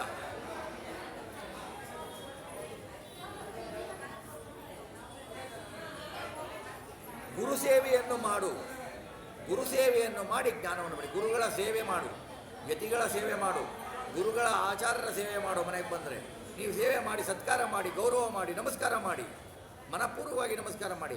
ನಾನು ಒಲಿತೀನಿ ಅಂತಾನೆ ಭಗವಂತ, ಗುರುಮುಖೇನ ಒಲಿತೀನಿ ಅಂತಾನೆ. ಆಮೇಲೆ ಅವನು ಹೇಳ್ತಾನೆ, ಪ್ರಾಯೇಣ ಭಕ್ತಿಯೋಗೇನ ಸಾಂಖ್ಯೇನ ಚ ವಿನೋದ್ಧವ ನ ಉಪಾಯ ವಿದ್ಯತೆ ಸದೃಕ್ ಪ್ರಾಯಣಂ ಹಿ ಸದಾಮಹಂ. ಉದ್ಧವ, ಈ ಭಕ್ತಿಯೋಗ ನಾನು ಹೇಳಿದ್ದೇನೋ, ಏನು ಜ್ಞಾನಯೋಗ ಹೇಳಿದ್ದೇನೋ, ಇದನ್ನು ಬಿಟ್ಟರೆ ನನ್ನ ಪ್ರಾಪ್ತಿಗೆ ನೀನು ನನ್ನನ್ನು ಒಲಿಸಬೇಕು ಅಂತ ಏನಿದ್ದೀಯೋ, ಕೃಷ್ಣನನ್ನು ಒಲಿಸಬೇಕು ಅಂತ, ಇದಕ್ಕೆ ಬೇರೆ ಉಪಾಯ ಪ್ರಾಯೇಣ ಸರ್ವಥಾ ಇಲ್ಲ ಅಂತ ಕೃಷ್ಣ ಪರಮಾತ್ಮನೇ ಹೇಳ್ತಾನೆ. ಬೇರೆ ಉಪಾಯ ಇಲ್ಲೇ ಇಲ್ಲ, ಶಾರ್ಟ್ಕಟ್ ಇಲ್ಲೇ ಇಲ್ಲ, ಮಾಡು, ಎಷ್ಟಾದರೂ ಮಾಡು ಅಂತ ಭಗವಂತ ಹೇಳ್ತಾನೆ. ಆಮೇಲೆ ಉದ್ಧವನಿಗೆ ಇನ್ನೊಂದು ಹೇಳ್ತಾನೆ, ಇನ್ನು ಮುಂದೆ ನಾನು ನಿನಗೆ ಪರಮ ರಹಸ್ಯವನ್ನು ಹೇಳ್ತೇನೆ, ಬಹಳ ಗೋಪ್ಯವಾಗಿ ಇದೆ, ಎಲ್ಲರಿಗೂ ಹೇಳುವುದಲ್ಲ ಅದು, ನಿನಗೆ ಹೇಳ್ತೇನೆ ಕೇಳು. ಏಕೆಂದರೆ ನೀನು ಉಪದೇಶಕ್ಕೆ ಯೋಗ್ಯನಾಗಿದ್ದೀಯಾ, ಅದಕ್ಕೆ ಹೇಳ್ತೇನೆ. ಸಜ್ಜನರಿಗೆ ಆಪತ್ತಿನಲ್ಲಿ ಹಿತವನ್ನು ಬಯಸುತ್ತೀಯಾ, ಆದ್ದರಿಂದ ನಿನಗೆ ಹೇಳುತ್ತೇನೆ ಅಂತ ಭಗವಂತ ಭಕ್ತಿಯೋಗವನ್ನು ಪ್ರಾರಂಭ ಮಾಡ್ತಾನೆ. ನಾನು ಯಾರಿಗೆ ಒಲಿತೇನೆ, ಯಾವ ಭಕ್ತಿಗೆ ಒಲಿತೇನೆ ಅನ್ನೋದನ್ನು ಭಗವಂತ ಅವನಿಗೆ ಹೇಳಲಿಕ್ಕೆ ಪ್ರಾರಂಭ ಮಾಡ್ತಾನೆ. ಯಾಕೆ ಅಂದರೆ ಯಾವುದೇ ಎಲ್ಲ ಪುರಾಣಗಳು ಗುಹ್ಯವಿರುತ್ತವೆ, ಇದರಲ್ಲಿ ಬರುವ ಅರ್ಥಗಳು ಬಹಳ ಗುಹ್ಯ. ಯಾವುದೇ ತೋಳಿ ಅದು ತಾನಾಗಿ ತೆರೆದುಕೊಳ್ಳುವುದಿಲ್ಲ ಗ್ರಂಥಗಳು. ಯಾಕೆ ಅಂತಂದರೆ ಯಾವುದಾದ್ರೂ ನೀವು ಲೌಕಿಕವಾಗಿ ತೊಗೊಂಡ್ರೂ ಕೂಡ ಯಾವುದೇ ಆಯುಧಗಳಾಗಲಿ, ಯಾವುದೇ ನೀವಾಗ ನ್ಯೂಕ್ಲಿಯರ್ ಟೆಕ್ನಾಲಜಿ ಆಗಲಿ, ಪರಮಾಣುಗಳ ಬಾಂಬ್ಗಳಾಗಲಿ ಸಿಕ್ಕವರಿಗೆ ಯಾರೂ ಹೇಳ್ಕೊಡಲ್ಲ ಅದನ್ನು, ಅಲ್ವಾ? ಅದನ್ನು ನಿಷ್ಠೆಯಿಂದ ದೇಶಕ್ಕೆ ರಕ್ಷಣೆ ಮಾಡುವವರು ಯಾರು ಇರ್ತಾರೋ ಅವರಿಗೆ ಕೊಡ್ತಾರೆ. ಸಿಕ್ಕವರಿಗೆ ಟೆರರಿಸ್ಟ್ಗಳಿಗೆಲ್ಲ ಹೇಳ್ಕೊಟ್ಟು ಟೆರರಿಸ್ಟ್ಗೆಲ್ಲ ಮಾಡಿಬಿಟ್ರೆ ಅವರೆಲ್ಲ ದೇಶ ಹಾಳು ಮಾಡ್ತಾರೆ. ಹಾಗೆಯೇ ಗೌಪ್ಯವಾಗಿರುವ ರಹಸ್ಯವನ್ನು ಹೇಳಬೇಕು, ಯಾರಿಗೆ ಹೇಳಬೇಕೋ ಅವರಿಗೆ ಹೇಳಬೇಕು, ಇಲ್ಲ ಅಂದರೆ ಜನನ್ನು ಅವರು ಕುಲಗೆಡಿಸ್ತಾರೆ ಅಂತ ಕೃಷ್ಣ ಪರಮಾತ್ಮ ಹೇಳಿ, ಮುಂದಿನ ಅಧ್ಯಾಯದಲ್ಲಿ ಕೃಷ್ಣ ಪರಮಾತ್ಮ ಯಾವ ತರಹ ಭಕ್ತಿಗೆ ನಾನು ಒಲಿತೇನೆ, ಯಾವ ತರಹ ಕರ್ಮಗಳಿಗೆ ನಾನು ಒಲಿಯಲ್ಲ ಅನ್ನೋದನ್ನು ಭಗವಂತ ಉದ್ಧವನಿಗೆ ಹೇಳ್ತಾನೆ ಅನ್ನೋದರಲ್ಲಿ ಈ ದಿನದ ಚಿಂತನೆಯನ್ನು ರಾಘವೇಂದ್ರ ಸ್ವಾಮಿಗಳ ಅಂತರ್ಗತ ಭಾರತೀಯ ಮುಖ್ಯ ಪ್ರಾಣಾಂತರ್ಗತ ಲಕ್ಷ್ಮೀನಾರಾಯಣನಿಗೆ ಅರ್ಪಿಸೋಣ. ಶ್ರೀಕೃಷ್ಣಾರ್ಪಣಮಸ್ತು.